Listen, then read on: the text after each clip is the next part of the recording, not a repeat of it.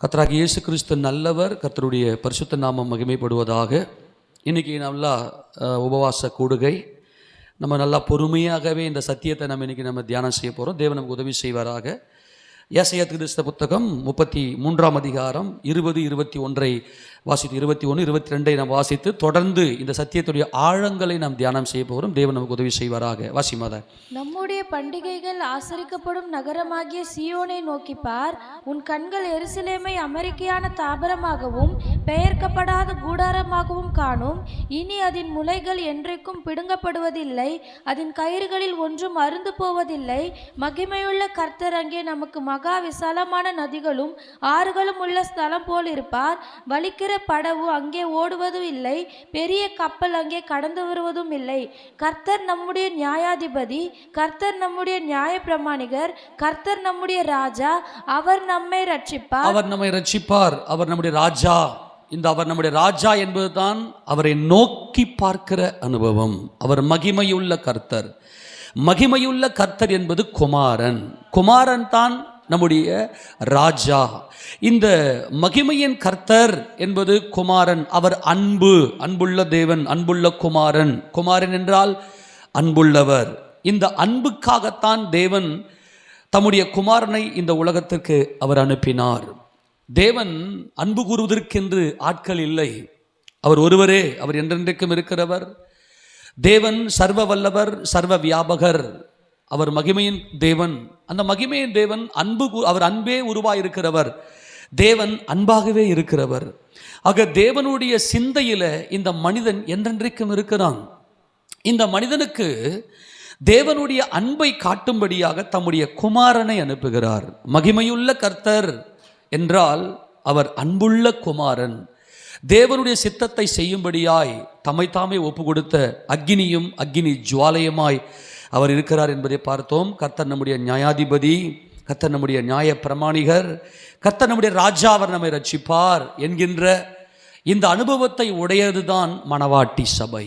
இது மணவாட்டி சபை. அவர் நம்முடைய நியாயாதிபதி, கர்த்தர் நம்முடைய நியாய பிரமாணிகர். நியாயாதிபதி என்பது அவர் நியாயந்திருக்கிறவர், அவர் நீதி உள்ளவர் என்பதும், கர்த்தர் நம்முடைய நியாய பிரமாணிகர் என்பது அந்த நீதியை கொடுத்தவர், அந்த அன்பை கொடுத்தவர் என்பதும், கர்த்தர் நம்முடைய ராஜா, அவர் நம்மை ரட்சிக்கிற இரட்சகர்.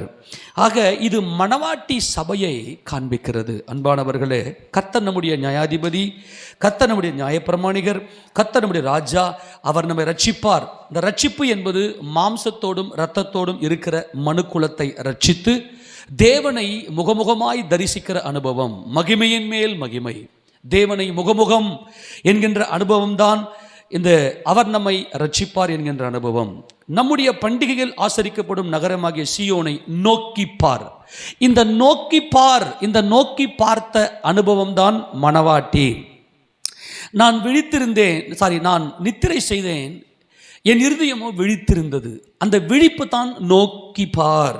என் இருதயமோ விழித்திருந்தது. கதவை தட்டுகிற என் நேசருடைய சத்தத்தை நான் கேட்டேன். அது விருத்த சேதனம் உள்ள செவி. அந்த இருதயம் விழித்திருந்தது என்பதுதான் ஆத்தும ரட்சிப்பு. அவருடைய ஆத்தும மீட்பு மிகவும் அருமையாக இருக்கிறது. அந்த நோக்கி பார்க்கிற அந்த அனுபவத்தில் என் சகோதரியே, என் பிரியமே, என் புறாவே, என் உத்தமியே என்கின்ற இந்த 4 அனுபவங்கள் தான் மணவாளன் மணவாட்டியை நோக்கி பார்க்கும்படியாய் என்னை நோக்கி பார்த்தவளே என்று சொல்லி அங்கே அவர் அழைப்பதை பார்க்கிறோம். நம்முடைய பண்டிகையில் ஆசரிக்கப்படும் நகரமாகிய சீயோனை நோக்கி பார் என்பது பூரண விசுவாசம். பூரண விசுவாசம். தன் விசுவாசத்தினாலே நீதிமான் பிழைப்பான். ஏதேனிலே ஆதாமோடு தேவன் உடன்படிக்கை செய்த உடன்படிக்கை என்னவென்றால், நம்முடைய ராஜாதி ராஜாவை, மகிமையின் கர்த்தரை நோக்கிப்பார், அன்பின் கர்த்தரை நோக்கிப்பார். அப்பொழுது நீ மணவாட்டியாய், நீ தேவனுடைய ராஜ்யத்தில், அந்த சியோன் எருசலேமில், பரம எருசலேமில் நீ என்றென்றைக்கும் நித்திய காலமாய் அவரோடு இருப்பாய் என்கின்ற அந்த மகிமைத்தான் இந்த நோக்கி பார்க்கிற அனுபவம். கூரிய பார்வை. இதுதான் இந்த கழுகின் பார்வை. இந்த கழுகின் பார்வை எப்படிப்பட்டதுன்னா பூர்ண விசுவாசம். கழுகை போல பலனடைந்து, கழுகினுடைய பார்வை கூர்ந்து நோக்கி பார்க்கிற பார்வை. இந்த கழுகு என்பதுதான் பூர்ண விசுவாசம். இதுதான் ஏசாயா 40ஆம் அதில் வாசிக்கும் போது நாம் சோர்ந்து போவதில்லை. எவ்வளவு சோர்வு இருந்தாலும் கழுகை போல பலனடைந்து செட்டைகளை அடித்து நாம் எழும்புவோம், நம்ம கண்மலையின் மேலே கூடு கட்டுவோம். ஆக இந்த கூரிய பார்வைதான் இந்த கழுகின் பார்வை. இந்த பலன் தான் புதிய ஏற்பாட்டு சபைக்கு, மணவாட்டி சபைக்கு தேவன் கொடுத்த மகிமையின் அபிஷேகம். அதை கூட வாசிக்க பார்க்கலாம். ஏசாயா 40வது அதிகாரத்தில் அந்த வசனத்தை வாசிக்க பார்க்கலாம். 29 வாசிங்க பார்க்கலாம். சோர்ந்து போகிறவனுக்கு அவர் பலன் கொடுத்து என்பது தான் நான் நித்திரை செய்தேன். இந்த நித்திரை செய்தேன் என்பது பாவத்தை காண்பிக்கிறது, அது சுயநீதியை காண்பிக்கிறது. அப்படிப்பட்ட சோர்ந்து போகிற அந்த மணவாட்டிக்கு அவர் பலன் கொடுத்து சத்துவம் இல்லாதவனுக்கு சத்துவத்தை பெருக பண்ணுகிறார். இளைஞர் இளைப்படைந்து சோர்ந்து போவார்கள், வாலிபரும் இடறி விழுவார்கள். கர்த்தருக்கு காத்திருக்கிறவர்களோ என்பதுதான் மகிமையின் கர்த்தர். அவர் தேவகுமாரன், அவர் என்னுடைய தேவ பலனாய் அவர் இருக்கிறார். நான் பிதாவை சர்வ வல்லவரை நான் முகமுகமாய் தரிசிக்க வேண்டும் என்கின்ற ஆவல் தான் அந்த விழிப்பு. உன்னத பாட்டு 5:2 வாசிக்கிறேன் இல்லையா, அதை தான் பேசிக்கொண்டிருக்கிறேன் இப்போது. சோர்ந்து போகிறவனுக்கு அவர் பலன் கொடுக்கிறார். அடுத்து இளைஞர் இலைப்படைந்து வாலிபல சோர்ந்து போவாங்க, இடறி விழுவாங்க. ஆனால் கர்த்தருக்கு காத்திருக்கிறவர்களோ புது பலன் அடைந்து கழுகுகளைப் போல செட்டைகளை அடித்து எழும்புவார்கள். அவர்கள் ஓடினாலும் இளைப்படையார்கள், நடந்தாலும் சோர்ந்து போவார்கள். இந்த இளைப்பு சோர்வு இல்லை, இளைப்பில்லை, சோர்வில்லை, இடுக்கம் இல்லை, நெருக்கம் இல்லை, ஒடுக்கம் இல்லை, மகா விசாலம் என்பதுதான் மகிமையின் கர்த்தர். மகிமையின் கர்த்தரை தன்னுடைய இருதயத்தில் தரித்து கொண்ட அனுபவம், அது சர்வ வல்லமையுள்ள பிதாவாகிய தேவனை முகமுகமாய் தரிசிக்கிற அந்த அனுபவம் தான் சோர்வில்லை, இளைப்பில்லை. அது கழுகை போல ஒரு பூரண பலன், பிதாவாகிய தேவனை பார்க்கிற பலன். பிதாவாகிய தேவனை சர்வ வல்லவரை ஒருவரும் ஒரு காலம் கண்டதில்லை. ஆனால் பிதாவின் மடியில் இருக்கிற ஒரே பேரான குமாரனே அவரை வெளிப்படுத்தினார். இந்த மகா விசாலமான ஸ்தலம், மகா விசாலமான அந்த ஸ்தலம் போல் இருக்கிறார் என்பது மாம்சத்தில் வெளிப்பட்ட ஜீவனுள்ள கல்லாய் ஜீவனுள்ள தேவனாகிய நமது ஆண்டவராகிய இயேசு கிறிஸ்துவை காண்பிக்கிறது. அன்பானவர்களே, சோர்வில்லாமல் இளைப்பில்லை, சோர்வில்லை என்பது மாம்சமும் இரத்தமும் அங்கே இல்லை.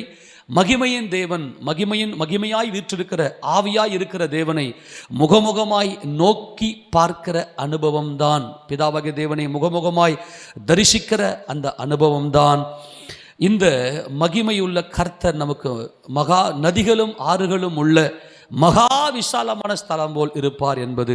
அதுதான் கர்த்தர் நமக்கு அழைக்கிறார், நோக்கி பார். இந்த நோக்கி பார் என்பது உள்ளும் புறம்பும் கண்கள் நிறைந்த அனுபவம். உள்ளும் புறம்பும் கண்கள் என்பதுதான் விசுவாசத்தின், பூரண விசுவாசத்தின் பார்வை. இதான் நீதிமானின் பார்வை.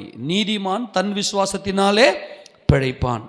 ஆக இந்த புதிய ஏற்பாட்டு மணவாட்டி சபை பிதாவாகிய சர்வ வல்லமையுள்ள தேவனை, அந்த சியோனிலே வாசமாக இருக்கிற சியோனின் தேவனை, கர்த்தராகிய இயேசு கிறிஸ்துவுக்குள்ள சியோனின் ராஜனுக்குள்ள பிதாவாகிய தேவனை முகமுகமாய் நோக்கி பார்க்கிற இந்த அனுபவம், அதுதான் வெளிப்படுத்தின விசேஷத்தில் 4வது அதிகாரம் புதிய ஏற்பாட்டு மணவாட்டி சபையினுடைய தகுதியை காண்பிக்கிறது. இங்கே ஏறிவா என்று சொன்னதும் மணவாட்டி சபை மேலே அங்கே கடந்து போகிறது. அங்கே இந்த 4 ஜீவன்களுக்கு இந்த பார்வை, நோக்கி பார். நல்லா கவனிங்க. இப்போ நம்ம பார்த்தோம், சியோனை நோக்கி பார். நம்முடைய பண்டிகைகளை கொண்டாடுகிற நகரமாகிய சியோன். இந்த பண்டிகை என்பது தேவனுடைய ராஜ்யம், கூடார பண்டிகை. ஆமேன் சொல்லாமா? இந்த கூடார பண்டிகை என்பது தேவனுடைய ராஜ்யம், தேவனுடைய 1000 வருட அரசாட்சி, அவருடைய நித்திய ராஜ்யத்தை காண்பிக்கிறது. ஆனால் இந்த நோக்கி பார்த்த மணவாட்டி எப்படி துதிக்கிறாள், அவளுக்குள் எப்படிப்பட்ட துதி உண்டாகிறது? நல்லா கவனிக்கணும். தேவனை கண்டவர் மகிமையின் கர்த்தர் மாத்திரமே. மகிமையின் கர்த்தர் தம்முடைய ஜீவனை மணவாட்டி சபைக்கு கொடுத்து அவரை போலவே அந்த நோக்கி பார்க்கிற அனுபவம், பிதாவாகிய தேவனை சர்வ வல்லவரை நோக்கி பார்க்கிற அனுபவம் தம்முடைய மணவாட்டிக்குள்ள வந்தது. அவளுக்குள்ள ஜீவன் இருந்தது. அந்த ஜீவன் எப்படி பாடுகிறது? 4:8 வாசிங்க பார்க்கலாம். வெளிப்படுத்தின விசேஷம் 4:8. அந்த 4 ஜீவன்களில் ஒவ்வொன்றும் அவ்வாறு சிறகுகள் உள்ளவைகளும் சுற்றிலும் உள்ளேயும் கண்களால் இந்த கண்களிலே நோக்கி பார்க்கிற அனுபவம் தான் பூரண விசுவாசம். பிரியமானவர்களே, இதெல்லாம் நம்ம ஸ்டடி பண்ணும்போது நிறைய வசனங்கள்லாம் காட்டி ஸ்டடி பண்ணிட்டு, இது பிரசங்கம், இது ஸ்டடி அல்ல. உங்களுக்கு நல்லா தெரியும். சுற்றிலும் உள்ளேயும் கண்களால் நிறைந்திருந்தன. இந்த நோக்கி பார்க்கிற பார்வைதான் மணவாட்டி சபை. நமக்கு தேவன் கொடுத்த இந்த வருஷத்தினுடைய வாக்குத்தத்தம் என்னவென்றால், தேவனுடைய அனாதி தீர்மானம், அவருடைய மீட்பின் திட்டத்தில் மாம்சத்தோடும் இரத்தத்தோடும் சிருஷ்டிக்கப்பட்ட இந்த மனுஷன் நோக்கி பார்க்கிற அனுபவம். நோக்கி பார்க்கிற அனுபவம் என்பது பிஹோல்டு, வேற ஒரு எந்த ஒரு வல்லமையும் பாராமல் அவருடைய சர்வ வல்லமையை நோக்கி பார்த்த அனுபவம். ஹல்லேலூயா. சர்வத்தையும் சித்தம் கொண்ட, சகலத்தையும் சித்தம் கொண்ட சர்வ வல்லமையுள்ள பிதாவாகிய தேவனை நோக்கி பார்த்த அனுபவம் தான் மகிமையுள்ள கர்த்தர் உன்னுடைய இருதயத்தில் நீ தரித்து கொண்டிருக்கிறாய். நம்முடைய ஆவியில ஒரு புதிதாக்கப்பட்ட ஒரு புதிய அனுபவம், புதிதாக்கப்பட்ட புதிய மனுஷனை தரித்து கொண்ட அனுபவம். அது மாம்சத்தையும் இரத்தத்தையும் ஜெயங்கொண்ட அனுபவம். கிறிஸ்து இயேசுவை, மகிமையுள்ள கர்த்தரை, அவர் ஜீவ நதி என்பது 4 விதமான 4 ஜீவனுள்ள வாழ்க்கை இந்த உலகத்திலே வாழ்ந்தவர். அந்த மகிமையுள்ள கர்த்தரை என் புருஷன் என்று, அவர் என் இரட்சகர் என்று, இந்த பழைய புருஷனாகிய இந்த மாம்சத்தையும் இரத்தத்துக்கு செத்து, அன்றியும் நீங்கள் முந்தின நடக்கைகளுக்குரிய மோசம் போக்கும் இச்சைகளாலே கெட்டு போகிற பழைய மனுஷன் நீங்கள் கலைந்து போட்டு, நம்முடைய உள்ளத்திலே புதிதாக்கப்பட்ட புதிய மனுஷனாகிய கர்த்தராகிய ஆவியாய் இருக்கிற மனுஷன், நம்முடைய உள்ளத்தில் புதிதான ஆவி உள்ளவர்களாய், புதிதாக்கப்பட்ட பரிசுத்தமும் நீதியும் உள்ள புதிதாக்கப்பட்ட புதிய மனுஷனை தரித்து கொண்டிருக்கிறீர்களே. இந்த கிறிஸ்து இயேசுவை தரித்து கொண்டவர்களுக்குத்தான் இந்த கூரிய பார்வை, நோக்கி பார்க்கிற இந்த கூரிய பார்வை, கழுகின் பார்வை. பூரண விசுவாசம், சிங்க பலம். சிங்க பலமும் கழுகின் இந்த பலனும் நமக்குள்ளே உள்ளேயும் புறம்பேயும், நல்லா கவனிங்க, அந்த சிறகு என்பது ஜீவியம். சிறகு என்பது ஜீவியம், பறக்கிற அந்த கழுகு என்பது ஜீவியம்.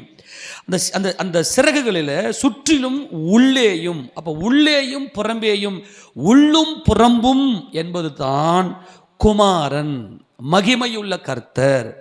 அதே அனுபவத்தில் நாமும் பிதாவை பூரணமாய் பார்க்கிற இந்த அனுபவம் தான் அன்பின் பூர்ணமாக்கப்பட்ட அன்பின் அனுபவம்.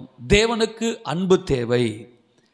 அவர் எல்லாவற்றையும் சிருஷ்டித்தார், அன்புக்காகத்தான் மனிதனை சிருஷ்டித்தார். இந்த உள்ளும் புறம்பும், உள்ளேயும் சுற்றிலும் உள்ளேயும் கண்களால் நிறைந்திருப்பது என்பது பூரண விசுவாசம். கர்த்தராகிய இயேசு கிறிஸ்துவை நம்முடைய இருதயத்தில் தரித்து கொண்டு, கர்த்தராகிய இயேசு கிறிஸ்து நம்முடைய இருதயத்தில் தரித்து கொண்டால் தான் அந்த சர்வ வல்லமையை பார்க்க முடியும். எல்லாம் வல்லமை தான், ஒவ்வொரு வல்லமையும் அதனுடைய வல்லமையில் இயங்குது. எல்லாம் எல்லாம் அழிஞ்சு விடும், எல்லாம் மாயைக்கு ஒப்பு கொடுக்கப்பட்டிருக்கிறது. ஆனால் சர்வ வல்லவர் நித்தியமானவர், அவர் சத்தியமானவர், அவர் என்றென்றைக்கும் ஜீவிக்கிறவர். ஆக இந்த மணவாட்டி என்ன செய்கிறாள்? சுற்றிலும் உள்ளேயும் கண்களால் நிறைந்தவளாய் இருக்கிறார். இது ஜீவனுள்ள வாழ்க்கை. எந்த ஒரு வல்லமையும் தன்னுடைய இருதயத்துக்குள்ளே கிரியை செய்யாமல் உள்ளே இருந்து சர்வ வல்லமையுள்ள தேவனால் புறம்பேயும் காண்கிற அந்த உள்ளும் புறம்பும் என்பது என்ன அர்த்தம்னா, உள்ளும் என்றால் இன்னர் டைமென்ஷனில் நம்முடைய உள்ளான மனுஷனுக்குள்ளே சர்வ வல்லவரை நோக்கி பார்ப்பதும், புறம்பே என்றால் எல்லாம் என் தேவனுடைய சிருஷ்டி, எல்லாம் என் தேவனுடைய பிள்ளைகள், எல்லாம் என் தேவனுடையவைகள். இந்த எல்லா வல்லமையும் எவ்வளவு அழகாய் இருக்கின்றன, என் தேவன் எவ்வளவு சர்வ வல்லவராய் இருக்கிறார்.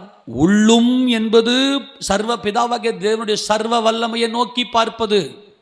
அந்த உள்ளும் என்பது அக்கினி, புறம்பு என்பது அக்கினி ஜுவாலை. ஆக நம்ம மீட்கப்பட்டவர்களாய் சிருஷ்டிக்கப்பட்ட இந்த மனுக்குலம், சிருஷ்டிக்கப்பட்ட இந்த சிருஷ்டியானது மீட்பை பெறுகிற அனுபவத்தில் பார்ப்பது தான் உள்ளும் புறம்பும். எத்தனை பேருக்கு புரிஞ்சுது? அக்கினியும் அக்கினி ஜுவாலையும். அக்கினி என்பது உள்ளும், புறம்பு என்பது அக்கினி ஜுவாலை. ஆக இந்த அன்புல பூர்ணமாக்கப்பட்ட புதிய ஏற்பாட்டு மணவாட்டி சபை.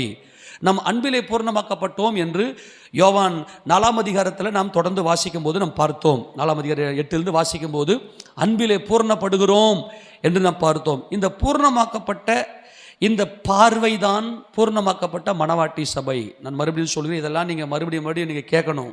ஏன்னா இதெல்லாம் ஸ்டடி பண்ணனா பொறுமையாக போகலாம், இதெல்லாம் நீங்கள் மறுபடியும் கேட்கணும். ஏன்னா கடந்த புதன்கிழமை அன்னைக்கு, நமக்கு போன ஞாயிற்றுக்கிழமை அன்னைக்கு பார்த்தோம், சீயோனில் உள்ள பாவிகள் திகைக்கிறார்கள் அப்படின்னு சொல்லி பார்த்தோம். அங்கே அக்கினி ஜுவாலை என்பதை பார்த்தோம். அக்கினி என்பது தேவனே, என் சர்வ வல்லவர், அவரே என் தகப்பன் என்று தேவன் மேல் கொள்ளுகிற அன்பும், அக்கினி ஜுவாலை என்பது தேவனால் சிருஷ்டிக்கப்பட்ட மனிதன் மேல் அன்பு கூறுகிற அனுபவமும், ஒருவன் தான் காண்கிற மனிதனிடத்தில் அன்பு கூறாவிட்டால் காணாதிருக்கிற தேவனிடத்தில் எப்படி அன்பு கூறுவான்? அப்போ மனிதனிடத்தில் அன்பு கூறுகிற அந்த நேசம் அக்கினி ஜுவாலை. ஆமென் சொல்லாமா? அக்கினி ஜுவாலை என்பது புறம்பே சுற்றிலும், நல்ல கவனிங்க, சுற்றிலும் உள்ளே, உள்ளே என்பது அக்கினி, சுற்றிலும் என்பது அக்கினி ஜுவாலை. ஆமேனா? ஆமேனா இல்லையா? அன்பு என்பது மனுக்குலத்தில் கிடையாது அன்பானவர்களே. மனுஷனுக்கு அன்பு கிடையாது. அன்பு என்றால் என்னை படைத்த என் தகப்பன் நித்திய தேவனை நோக்கி பார்ப்பதான் அன்பு. அதுதான் உள்ளும் புறம்பும் என்பதுதான் மனுக்குலத்தின் மேல் வைக்கிற அன்பு, என் சகோதர சிநேகம். ஆக இந்த மணவாட்டி சபை 4வது அதிகாரத்தில் எடுத்துக்கொள்ளப்படுகிறது. அவர்கள் உள்ளேயும் சுற்றிலும் உள்ளேயும் கண்கள் நிறைந்தவர்களுமா இருந்தன.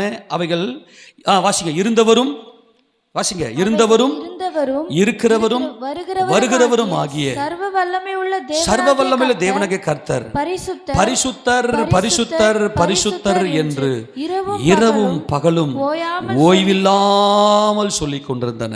நல்லா கவனிங்க, இவர்களுக்குள்ளே உண்டாகிற அந்த துதி, அந்த சுரமண்டல ஓசை, அந்த சுரமண்டல சத்தம், என் பிதாவாகிய தேவன் என் சர்வ வல்லவர், அவர் இருந்தவர், அவர் இருக்கிறவர், அவர் வருகிறவர், அவர் காலங்களுக்கு அப்பாற்பட்டவர் என்கின்ற இந்த கூரிய பார்வை, அந்த துதியின் சத்தம், இந்த சுரமண்டல பாடல், இந்த சுரமண்டல பாடல் என்பதுதான் ஆவியாயிருக்கிற தேவனை, சர்வ வல்லமுள்ள தேவனை துதிக்கிற அந்த துதி என்பதையெல்லாம் நாம் பார்த்தோம்.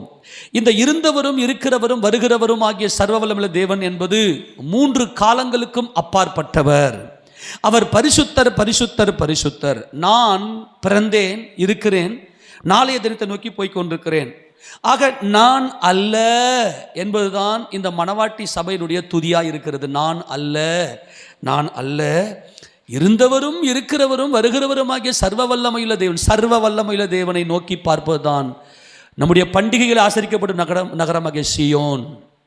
நம்முடைய பண்டிகையில் ஆசரிக்கப்பட்ட நகரமாகிய சீயோன் என்பது சர்வ வல்லமையுள்ள பிதாவாகிய தேவனை நோக்கி பார்த்த அந்த அனுபவம். அப்படியானால் கிறிஸ்து இயேசுவை நம்முடைய இருதயத்தில் தரித்து கொண்டால் இவள், அப்போ நம்முடைய இருதயத்தில் தரித்து கொண்டால் என்பது தன்னுடைய உயிரில் கலந்து விட்டால், அவள் தன்னுடைய உயிரில் கலந்து விட்டால். இந்த உள்ளும் புறம்பும் என்பதுதான் குமாரனின் அபிஷேகம். தேவன் அவர் கற்பலகையை கொடுத்தார். கற்பலகை எப்படி எழுதப்பட்டிருந்ததுன்னா உள்ளையும் சுற்றிலும், அப்படின்னா உள்ளும் புறம்பும் எழுதப்பட்டது. இதுதான் மகிமையின் கர்த்தர். ஆக இவள் மகிமையின் கர்த்தரை தன் இருதயத்திலே அவள் தரித்து கொண்டாள். வாசிங்க பார்க்கலாம், மறுபடியும் அந்த வசனத்தெல்லாம் உங்களுக்கு வசத்தை காட்டுறேன். எபேசியருக்கு அந்த நிருபத்தில் 2வது அதிகாரத்தில் கர்த்தர் இந்த புதிதாக்கப்பட்ட புதிய மனுஷனை தரித்து கொண்டீர்களே என்கிற இந்த வசனத்தை வாசிக்கலாம். 4ஆம் அதிகாரம், 4ஆம் அதிகாரம், எபேசியர் 4வது அதிகாரத்தில் 22 வாசிக்க பார்க்கலாம். அந்தபடி முந்தின நடக்கைக்குரிய மோசம் போக்கும் இச்சைகளாலே கெட்டு போகிற பழைய மனுஷனை நீங்கள் களைந்து போட்டு. நல்லா கவனிங்க, தேவன் ஆவியா இருக்கிறார். இந்த மாம்ச கண்ணுல தேவனை பார்க்க முடியாது, ஆவியின் கண்ணில் தான் தேவனை பார்க்க முடியும். ஆமேனா? அப்போ நோக்கி பார் என்பது, நான் நித்திரை செய்தேன், என் இருதயமோ விழித்திருந்தது என்கின்ற மணவாட்டியினுடைய அந்த நோக்கிய பார்வை.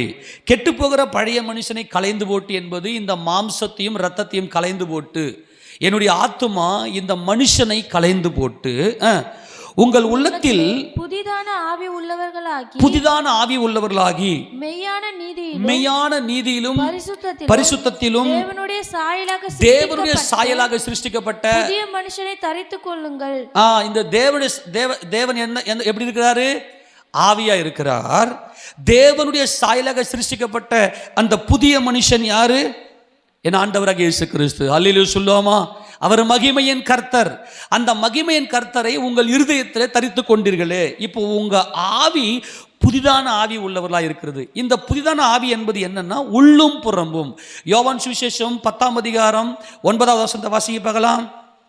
யோவான் சுவிசேஷம் 10:9, நானே வாசல், என் வழியாய் ஒருவன் உட்பிரவேசித்தால் அவன் ரட்சிக்கப்படுவான், அவன் உள்ளும் புறம்பும் சென்று மேய்ச்சலை கண்டடைவான். அன்பானவர்களே, சர்வ வல்லமையுள்ள ஆவியாய் இருக்கிற பிதாவாகிய தேவனுடைய வாசலாய் செயல்பட்டவர் குமாரனாகிய மகிமையின் கர்த்தர்.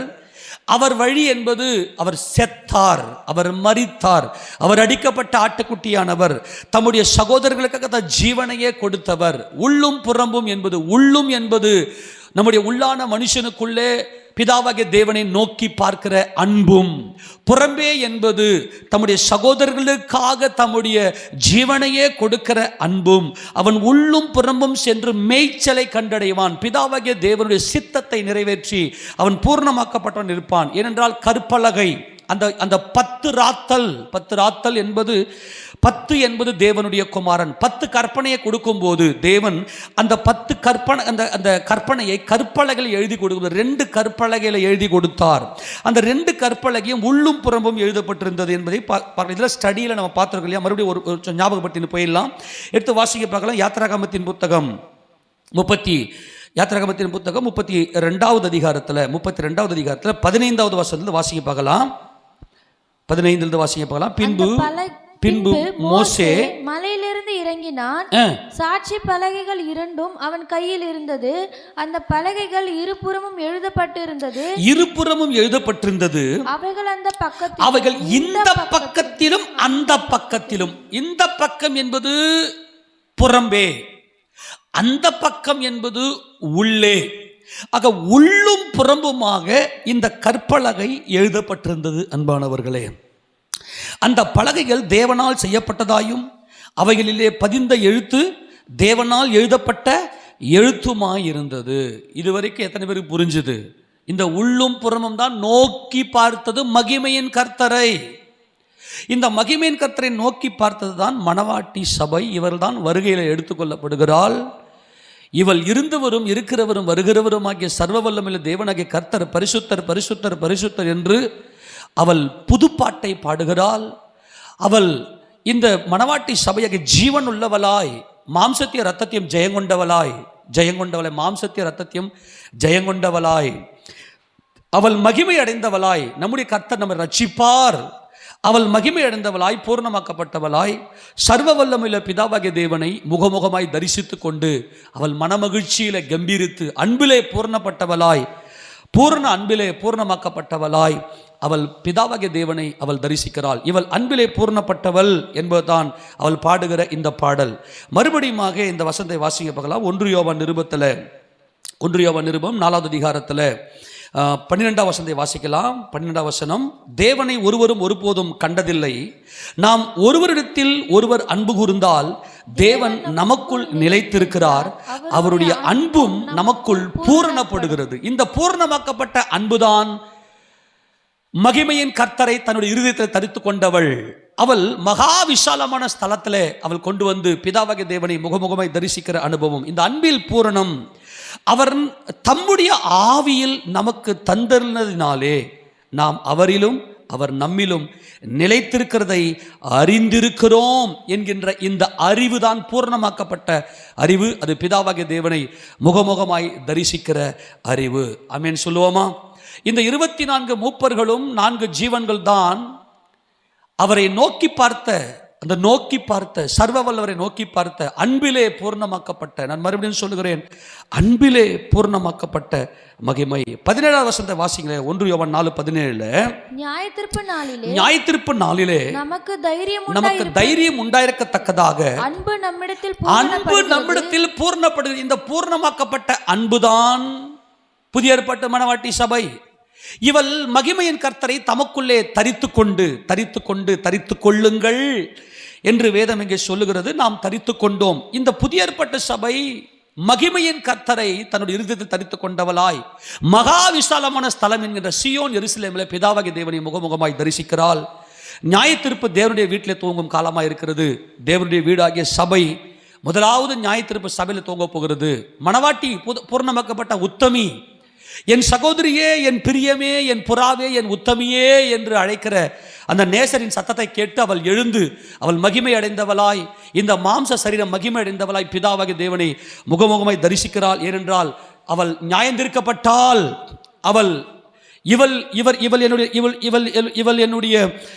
இவள் எனக்கு பிரியமானவள், இவளில் ஒரு பழுதும் நான் காணவில்லை. என் பிரியமே, என் ரூபவதியே, உன்னில் பழுதொன்றும் இல்லை என்கின்ற பழுதில்லாத அன்பிலே பூர்ணமாக்கப்பட்டவளாய் இவள் அங்கே இருக்கிறாள். நல்லா கவனிங்க, அங்கே வாசிக்கும் போது, ஏனென்றால் அவர் இருக்கிற பிரகாரமாக நாமும் இவ்வுலகத்தில் இருக்கிறோம். அல்லேலூயா. சர்வ வல்லமையுள்ள பிதாவாகிய தேவன் அன்பாகவே இருக்கிறார். இந்த பூர்ணமாக்கப்பட்ட மணவாட்டியும் அன்பாகவே இருக்கிறாள். எப்படி? அவள் உள்ளும் புறம்பும் சென்று மேய்ச்சலை கண்டடைகிறாள். உள்ளும் என்பது பிதாவாகிய தேவனை முகமுகமாய் தரிசிக்கிற, பிதாவின் மேல் அன்பு கூறுகிற அன்பும், புறம்பே என்பது மனிதர்கள் மேலே வைத்திருக்கிற அன்பும். இந்த அன்பிலே பூர்ணமாக்கப்பட்டவளாய் அவள் எடுத்துக்கொள்ளப்படுகிறாள் என்பதை தான் இங்கே நமக்கு சொல்லப்படுகிறது. ஏனென்றால் அன்பிலே பயமில்லை. பூரண அன்பு பயத்தை புறம்பே தள்ளும், பயமானது வேதனை உள்ளது. பயப்படுகிற அன்பிலே பூர்ணப்பட்டவன் அல்ல. அவர் முந்தி நம்மிடத்தில் அன்பு கூர்ந்தபடியால் நாமும் அவரிடத்தில் அன்பு. ஆமென். அல்லேலூயா சொல்லுங்க. நாமும் அவரிடத்தில் அன்பு கூறுகிற இந்த அன்புதான் அக்கினி ஜுவாலை என்பது எல்லா மனுஷனையும், என் சகோதரர்கள், என் சகோதரிகள், அவர் எல்லாரும் தேவனுடைய பிள்ளைகள் என்பதில் தான் இந்த பூர்ண அன்பு நமக்குள்ளே பூர்ணப்படுகிறது. இப்போ வெளிப்படுத்தின விசேஷம் 4வது அதிகாரத்தில் இந்த அன்பிலே பூர்ணப்பட்டவளை, ஜெயங்கொண்டவளை அங்கே 4ஆம் அதிகாரம் 1 வாசிக்கும் போது, இவைகளுக்கு பின்பு இதோ பரலோகத்தில் திறக்கப்பட்டிருந்த ஒரு வாசலை கண்டேன். இந்த பரலோகத்தில் திறக்கப்பட்டிருந்த ஒரு வாசல் என்பதுதான் திறந்த வாசல். இது பிலதெல்பியா. இந்த பிலதெல்பியா என்பது அன்பிலே பூர்ணமாக்கப்பட்டது. பிலியோஸ் அடால்பஸ், அதாவது சகோதர ஸ்நேகம். சகோதர ஸ்நேகம், பிலியோஸ் அடால்பஸ். பிலடெல்பாஸ் என்பது, நல்ல கவனிங்க, பிலடெல்பாஸ் என்பது அங்கே அன்பிலே பூர்ணப்பட்ட சகோதர அந்த ஸ்நேகம். தேவனின் அன்புக்குரிய சபையாக இந்த பிலதெல்பியா சபை விளங்குகிறது. அந்த பிலதெல்பியா சபை திறந்த வாசலை உனக்கு முன்பாக வைத்திருக்கிறேன், அதை ஒருவனும் பூட்ட மாட்டான் என்கின்ற அந்த விசாலமான அந்த வாக்குத்தத்தம், அந்த விசாலமான அந்த ஸ்தலத்துக்குள்ளே கொண்டு வரப்பட்டார்கள். அன்பானவர்களே, அங்கே நம்ம வாசிக்கும் போது, பிலதெல்பியா சபையை வாசிக்கும் போது 3ஆம் அதிகாரம் 7ஆம் வசனத்தை வாசிக்க பார்க்கலாம். பிலதெல்பியா சபையின் தூதனுக்கு நீ எழுத வேண்டியது என்னவெனில், பரிசுத்தம் உள்ளவரும் சத்தியம் உள்ளவரும் தாவீதின் திறவுகோலை உடையவரும் ஒருவரும் பூட்டக்கூடாதபடிக்கு திறக்கிறவரும் ஒருவரும் திறக்கக்கூடாதபடி பூட்டுகிறவருமாய் இருக்கிறவர் சொல்லுகிறதாவது, உன் கிரியைகளை அறிந்திருக்கிறேன். உனக்கு கொஞ்சம் பலன் இருந்தும் நீ என் நாமத்தை மறுதலியாமல் என் வசனத்தை கை கொண்டபடியினாலே இதோ திறந்த வாசலை உனக்கு முன்பாக வைத்திருக்கிறேன், அதை ஒருவனும் பூட்ட மாட்டான். இந்த அன்பிலே பூர்ணமாக்கப்பட்ட பிலதெல்பியா சபைக்கு அவர் பரிசுத்தர், சத்தியம் உள்ளவர். பாலும் தேனும். பரிசுத்தம் என்றால் பால், சத்தியம் என்றால் தேன். இந்த பரிசுத்தம் என்பது வெண்மையாகவும் பால் என்பது சிவப்பாகவும். ஆமென் சொல்லுங்க பார்க்கலாம். இவள் கிறிஸ்து இயேசுவை தரித்து கொண்டவள். கொஞ்சம் ஸ்பீடா வரேன். இவள் கிறிஸ்து இயேசுவை தரித்து கொண்டவள் இந்த பிலதெல்பியா சபை. பரிசுத்த, ஆனால் தான் கர்த்தர் இந்த பிலதெல்பியா சபைக்கு தம்மை வெளிப்படுத்துகிறார். பரிசுத்தமும், நல்ல கவனிக்க, பரிசுத்தம் உள்ளவரும் சத்தியம் உள்ளவரும் பாலும் தேனுமாய் இருக்கிற என்னை தரித்து கொண்டவளே. இதுதான் மகா விசாலமான இந்த ஸ்தலம். இந்த மகா விசாலமான ஸ்தலத்தில் அவர் என்ன செய்யறார்னா, ஒருவரும் தாவீதின் திறவுகோலை உடையவர் என்பது ஜெயங்கொண்டவர். அவர் அவர் அவர் ராஜாதி ராஜா. அவருடைய ராஜ்யத்திற்கு முன்பதாக எந்த ஒரு ராஜ்யமும் இல்லை. இது நித்திய ராஜ்யம். இதுதான் தாவீதின் திறவுகோலை உடையவர். ஒருவரும் பூட்டக்கூடாதபடிக்கு திறக்கிறவரும் ஒருவரும் திறக்கக்கூடாதபடிக்கு பூட்டுகிறவருமாய் இருக்கிறவர் சொல்லுது. சகல அதிகாரம் உள்ளவர். என் பிதாவினால் சகலம் எனக்கு ஒப்பு கொடுக்கப்பட்டிருக்கிறது என்கின்ற இந்த அனுபவத்தை உடையவர். அவர் சொல்றார், உன் கிரியைகளை அறிந்திருக்கிறேன். அன்பான தேவஜனமே, அன்பின் கிரியை. கரங்களை துறையாமல் சொல்லாமா? அன்பின் கிரியை, அன்பிலே பூர்ணமாக்கப்பட்ட அனுபவம், உள்ளும் புறம்புமாய் செயல்பட்ட அனுபவம், உள்ளும் புறம்பும் சென்று மேய்ச்சலை கண்டடைந்த இந்த பிலதெல்பியா சபை. இயேசுவே ஜீவ வாசலா இருக்கிறவர். இயேசு ராஜாவே பிதாவாகிய தேவனுடைய சித்தம் செய்த தேவனுடைய வாசல், சர்வ வல்லவருடைய வாசல். அவர் வழி என்பது தேவ சித்தம் செய்வதற்கு தம்மை தாமே பலியாய் ஒப்பு கொடுத்த, தம்முடைய சித்தத்திற்கு, தம்முடைய தெரிந்து கொள்ளும் உரிமைக்கு செத்த ஆட்டுக்குட்டியினுடைய அனுபவம். ஆக இந்த பிலதெல்பியா சபைக்கு கர்த்தர் என் நாமத்தை மறுதலியாமல், இதுதான் மகிமையின் கர்த்தர். அவர் யார்? ராஜா. என்னை மீட்டெடுத்த யார்? ராஜா. நல்லா கவனிக்கணும். அவர் என்னை மீட்டெடுத்த என் ராஜாதி ராஜா. என் ராஜா 127 தேசத்துக்கு அவர் அதிபதியா இருக்கிறார். அவர் என் ராஜா, என்னை மறுதலியாமல். இந்த 127 என்பது மேலான எருசலேம். அது சாராளுடைய வயசு என்பதை பார்த்தோம். 127 என்பது அகாஸ்வரி ராஜா அரசாட்சி செய்த அந்த 127 தேசம். என்னை மறுதலியாமல், அவர் என் ராஜா, அவர் ஜெயங்கொண்டவர், அவர் மகிமையின் கர்த்தர். அவர் அன்பே உருவானவர், அவர் அன்பின் கர்த்தரவர். இந்த கிறிஸ்துவின் அன்பிலே பூர்ணப்பட்டு கிறிஸ்துவின் சுபாவத்துக்கு, கிறிஸ்துவின் திவ்ய சுபாவத்துக்கு இவள் பங்குள்ளவளாய் இந்த பிலதெல்பியா சபை இருந்தபடினாலே அவள் மகா விசாலமான ஸ்தலமாகிய இங்கே ஏறி வா என்கின்ற அந்த மகா விசாலம், அது பிதாவாகிய தேவனை முகமுகமாய் தரிசிக்கிற அந்த அனுபவத்துக்குள்ளே இந்த பிலதெல்பியா சபையை கர்த்தர் கொண்டு போனார். நீ என் நாமத்தை மறுதலியாமல் என்பது அவர் 127 தேசம், மேலான எருசலேம், இவளே சுயாதீனம் உள்ளவள், இவளே நம்ம எல்லாருக்கும் தாயானவள் என்கின்ற அந்த மேலான எருசலேம் சியோன் என்கிற மகிமைக்குள்ளே கடந்து சென்றவள் தான் இந்த பிலதெல்பியா சபை. திறந்த வாசல், திறந்த வாசலை உனக்கு முன்பாக வைத்திருக்கிறேன். இந்த திறந்த வாசல் தான் மகா விசாலமான ஸ்தலம். அல்லேலூயா. மகா விசாலமான ஸ்தலம் என்பதுதான் இந்த திறந்த வாசல். இங்கே 4ஆம் அதிகாரத்தில் இந்த சபை எடுத்துக்கொள்ளப்படுவது, ஏன்னா அன்பிலே பூர்ணமாக்கப்பட்ட சபை இது. அக்கினி ஜுவாலயமாய் செயல்பட்ட இந்த பிலதெல்பியா சபை, அது ஜீவ வாசலாய் செயல்பட்ட மகிமையின் கர்த்தருடைய கரம் அது. அங்கே நான் வாசிக்கும் போது வாசிமாய் மறுபடியும், இவைகளுக்கு பின்பு இதோ பரலோகத்தில் திறக்கப்பட்டிருந்த ஒரு வாசலை கண்டேன். முன்னே எக்காலம் சத்தம் போல என்னுடனே பேசி நான் கேட்டிருந்த சத்தமானது. இந்த சத்தம் என்பது கர்த்தராகிய இயேசு கிறிஸ்து இந்த பிலதெல்பியா சபையோடு கூட பேசினார், அப்போஸ்தலன் யோவானோடு பேசினார். அந்த சத்தத்தை மறுபடியும் கேட்கிறார். ஆக இயேசு கிறிஸ்து மத்திய ஆகாயம் வரைக்கும் வந்து இந்த புதிதாக்கப்பட்ட புதிய மனுஷனை தரித்து கொண்டிருக்கிற பூர்ணமாக்கப்பட்ட அன்பிலே பூர்ணமாக்கப்பட்ட புதிய ஏற்பட்ட மணவாட்டி சபையை அவர் எடுத்துக்கொண்டு போகிறார். இவைகளுக்கு பின்பு சம்பவிக்க வேண்டியவைகளை உனக்கு காண்பிப்பேன் என்று விளம்பினது. உடனே ஆவிக்குள்ளானேன். அப்பொழுது இதோ வானத்தில் ஒரு சிங்காசனம் வைக்கப்பட்டிருந்தது, அந்த சிங்காசனத்தின் மேல் ஒருவர் வீற்றிருந்தார். இதுதான் சர்வ வல்லவர். இந்த சர்வ வல்லவர் தான் மகா விசாலமான ஸ்தலம். பிதாவாகிய தேவனை காண்பது, அவரை கண்டுவிட்டால், அவரை நாம் பார்க்கும்போது நம்முடைய இருதயத்துக்குள்ள அவ்வளவு பெரிய மனமகிழ்ச்சி, அவ்வளவு பெரிய சந்தோஷம், யாராலும் எடுத்து போட முடியாத நித்திய சந்தோஷம். அந்த சிங்காசனத்தில் வீற்றிருக்கிறவர், சிங்காசனத்தில் வீற்றிருக்கிறார் என்றால் சகல சிங்காசனம், சர்வ வல்லமை, கர்த்தத்துவம், துரைத்தனம், அதிகாரம், ஆளுகை, வல்லமை, மகிமை எல்லாம் அவருக்குரியது. அவர்தான் சகலத்தையும் சிருஷ்டித்தவர் என்பதுதான். சிங்காசனத்திலே ஒருவர் வீற்றிருந்தார். அன்பான தேவஜனமே, நம்முடைய பண்டிகையில் ஆசரிக்கப்படுகிற நகரமாகிய சீயோனை நோக்கி பார். அந்த சிங்காசனத்தில் வீற்றிருக்கிற பிதாவாகிய தேவனை இந்த உலகத்திலிருந்தே நோக்கி பார்த்தவள் இதுதான் அக்கினி. ஆமென் சொல்லாமா? எல்லாரும் ஆமென் சொல்லாமா? இதுதான் சீயோனை நோக்கி பார்த்த இந்த அனுபவம். மணவாட்டி சபை, மணவாளன் கிறிஸ்து இயேசு இந்த சமாதானத்தின் நகரமாகிய எருசலேமிலே வந்து நமக்காய் சிலுவையிலே செத்து பிதாவாகிய தேவனோடு நம்மை ஒப்புரவாக்கினார். தேவன் உலகத்தாருடைய பாவங்களை எண்ணாமல் கிறிஸ்து இயேசுவுக்குள்ளாக அவர்களை மன்னித்து நம்மை அவரோடு கூட ஒப்புரவாக்கினார். இந்த ஒப்புரவாக்கப்பட்டவள் தான் இந்த பூர்ணமாக்கப்பட்ட அன்பிலே பூர்ணமாக்கப்பட்ட புதிய ஏற்பாட்டு மணவாட்டி சபை. இவள் என்ன செய்கிறாள்? அந்த சிங்காசனத்தின் மேல் ஒருவர் வீற்றிருந்தார்.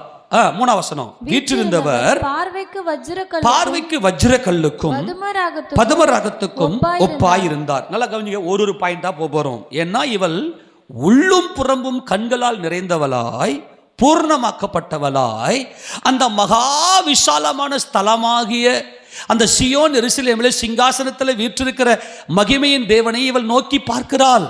இவள் எப்படி பார்க்கிறாள் என்றால், வீற்றிருந்தவர் பார்வைக்கு வஜ்ரக்கல். இந்த வஜ்ரக்கல் என்பது ஜாஸ்பர், அதாவது பார்த்தீங்கன்னாக்கா crystal brightness, crystal brightness, pure white. இந்த பியூர் ஒயிட் என்பது பால். இந்த பியூர் ஒயிட் என்பது பால். அவர் பார்க்கறதுக்கு எப்படி இருந்தார்? அவர் பரிசுத்தரும். அடுத்தது பதுமராகம்.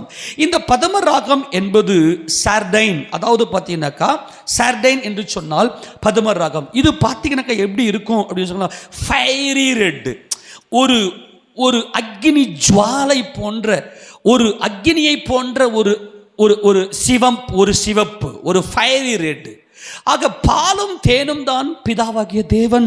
அவர் பரிசுத்தரும் சத்தியமும் உடையவராக இருக்கிறார். இந்த பாலும் தேனும் ஆகிய பார்வைக்கு வஜ்ரக்கல்லுக்கும் பதுமராகத்துக்கும் ஒப்பாய் இருக்கிற அவரை நோக்கி பார், உற்று பார், நோக்கி பார். Behold, அவருடைய சர்வ வல்லமையை நோக்கி பார். அவர்தான் பரிசுத்தர், அவர் சர்வ வல்லவர், அவர் நித்தியவர், அவர் அதரிசனமானவர், அவர் சதா காலமும் உயிரோடு இருக்கிறவர் என்கின்ற சத்தியத்தை மகிமையின் கர்த்தர் வெளிப்படுத்தினார். இந்த மகிமையின் கர்த்தரை தம்முடைய இருதயத்துக்குள்ளே தரித்து கொண்டால் இந்த அன்பிலே பூர்ணமாக்கப்பட்ட மணவாட்டி சபை. எத்தனை பேர் புரிஞ்சு போச்சு?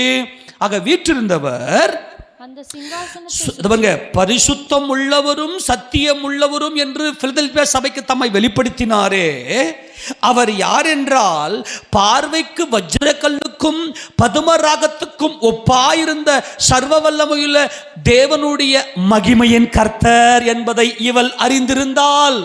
எத்தனை பேர் புரியுது? ஆமேனா? பார்வைக்கு பார்வை ஏதேனிலே மாம்ச கண்ணு திறந்துருச்சு, ஆவியின் கண் மூடிருச்சு, ஆத்மா கண் செத்து போச்சு. ஆனால் புதிய ஏற்பாட்டு சபையில மகிமையின் கர்த்தர் நம்முடைய கண்களை திறந்து அக்னியாய் அக்னி ஜுவாலையாய் அன்பிலே பூர்ணமாக்கப்பட்டவர்களாய், பிதாவின் அன்பிலே பூர்ணமாக்கப்பட்டவர்களாய், பிதாவை நோக்கி பார்க்கிற அந்த பரிசுத்தமும் அந்த சத்தியமும். அந்த பரிசுத்தம் என்பது தேவன் சர்வ வல்லவர், சத்தியம் என்பது அவர் என்றென்றைக்கும் நித்திய ராஜாவாக அவர் மகிமைக்கு பாத்திரராக இருக்கிறார். வீற்றிருந்தவர் பார்வைக்கு வஜ்ரக்கல்லுக்கும் பதுமராகத்துக்கும் ஒப்பாயிருந்தார். அந்த சிங்காசனத்தை சுற்றி ஒரு வானவில் இருந்தது. அது பார்வைக்கு மரகதம் போல் தோன்றிற்று. வானவில் என்பது உடன்படிக்கை. நோவாவோடு தேவன் உடன்படிக்கை செய்தார். அப்போ மாம்சத்திலையும் இரத்தத்திலையும் சிருஷ்டிக்கப்பட்ட இந்த மனிதனோடு தேவன் உடன்படிக்கை செய்தார். எத்தனை பேர் புரிஞ்சு போச்சு? ஆமென் சொல்லாமா? அவர் சிலுவையில உடன்படிக்கை செய்தார். நமது ஆண்டவராக இயேசு கிறிஸ்து இது அநேகருக்காக சிந்தப்படுகிற புது உடன்படிக்கைக்குரிய என்னுடைய ரத்தமாக இருக்கிறது.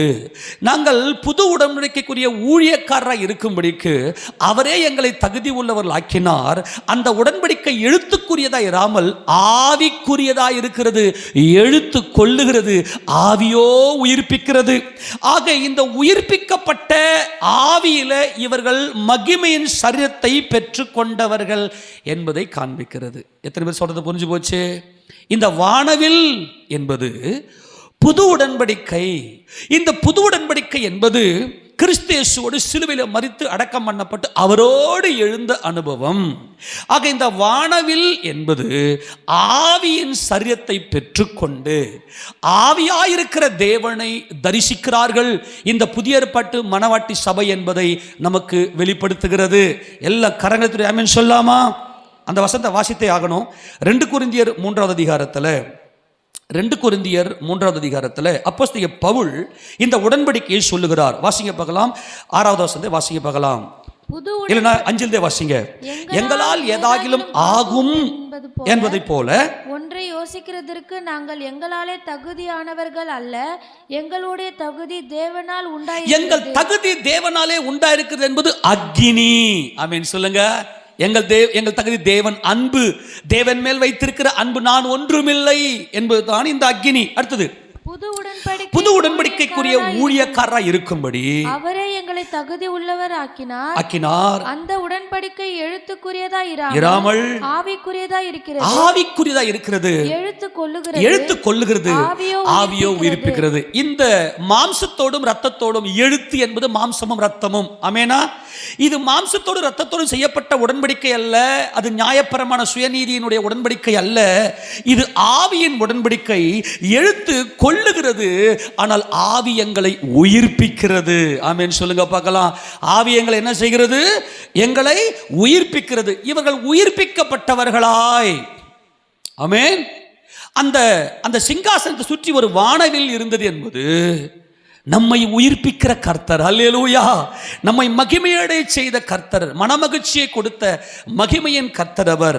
அந்த மகிமையின் கர்த்தர் என்ன செய்கிறார் என்றால், அந்த வானவில் எப்படி இருந்துச்சா, இவங்க புது உடன்படிக்கையில் பிதாவாகிய தேவனை தரிசிக்கிற அந்த உடன்படிக்கைக்கு உட்பட்டவர்கள். பார்வைக்கு எப்படி இருந்துச்சு? மரகதம் போல் தோன்றிற்று. மரகதம் என்பது எமரால்டு. இந்த எமரால்டு என்பது பிளசன்ட் கிரீன்.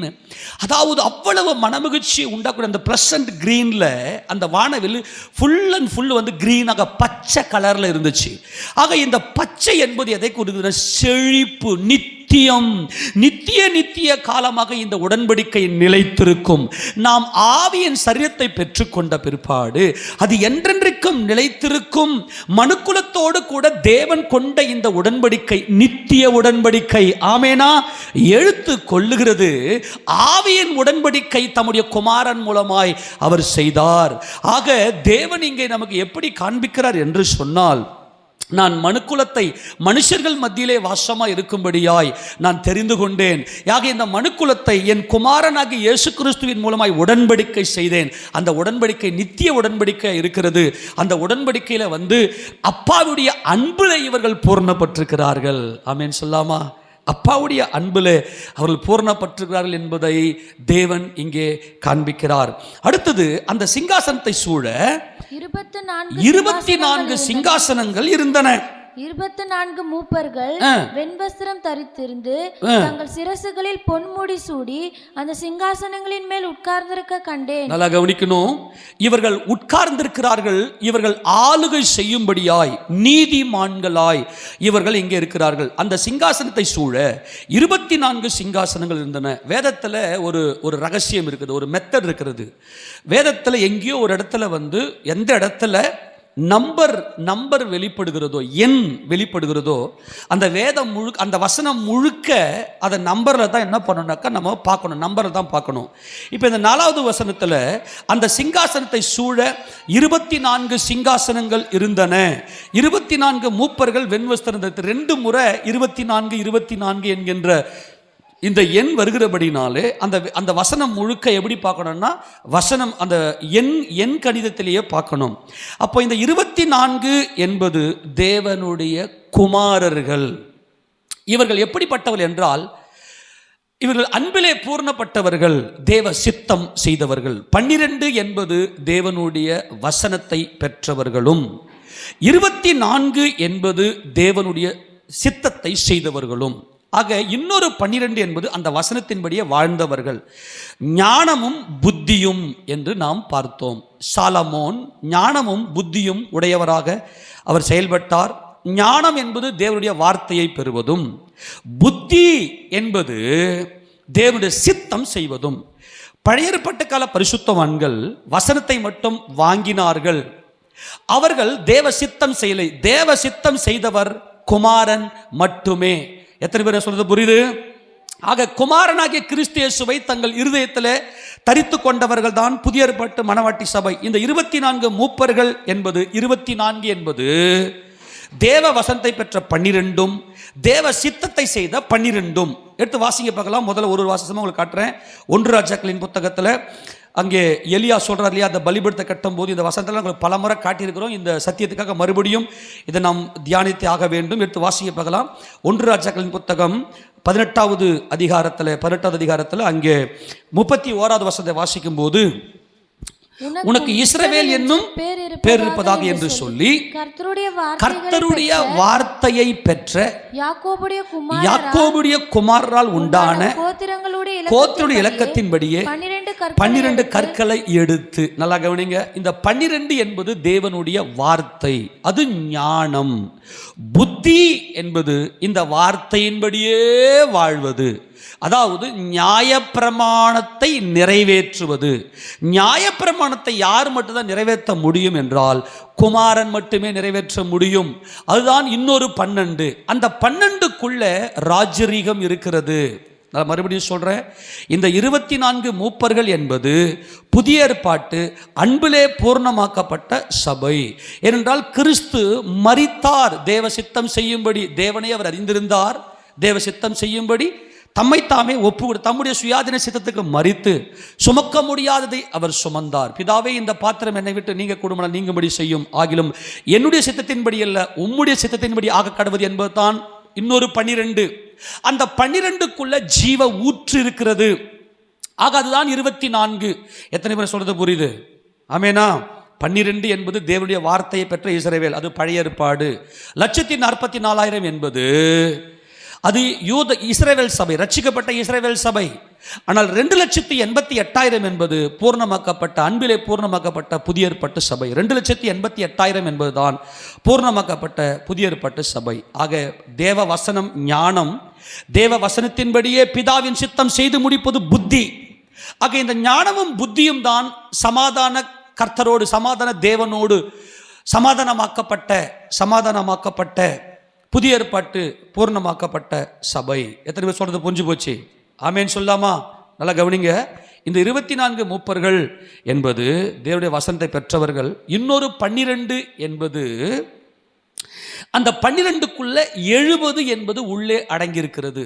70 என்பது உள்ளே அடங்கியிருக்கிறது. ஏனென்றால் ஊற்று, நல்லா கவனிங்க, இஸ்ரவேல் ஜனங்கள் அவர்கள் ஏலிமுக்கு வந்தார்கள். ஏலிம்ல 12 நீர் ஊற்றுகளும் 70 பேரீச்ச மரங்களும் இருந்தது. இந்த 12 நீர் ஊற்று என்பது பிதாவாகிய தேவனை அறிகிற அறிவு. ஏன்னா குமாரன் வெளிப்பட்ட பின்புதான் திருத்துவமே புரிய ஆரம்பிச்சது. திருத்துவம் என்னன்னைக்கும் இருக்கிறது, நல்லா புரிஞ்சுக்கணும்.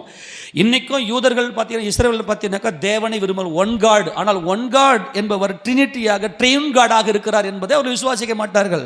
பூர்ணமாக்கப்பட்ட புதிய ஏற்பாட்டு அன்பின் சபை, அன்பிலே பூர்ணமாக்கப்பட்ட இந்த புதிய ஏற்பாட்டு சபை திருத்துவத்தை பூர்ணமாய் விசுவாசித்து, நல்லா கவனி, இதுதான் முக்கியம், திருத்துவத்தை பூர்ண விசுவாசித்து தேவனுடைய குமாரன் தான் நித்திய ராஜா என்பதை விசுவாசித்து குமாரனை போல அன்பிலே பூர்ணமாக்கப்படுகிறாள். அவர்கள் ஏலிமுக்கு வந்தபோது 12 நீர் ஊற்றுகளும் 70 பேரீச்ச மரங்களும் இருந்தது. இந்த 12 நீரூற்று என்பது ரட்சிப்பின் அனுபவம்.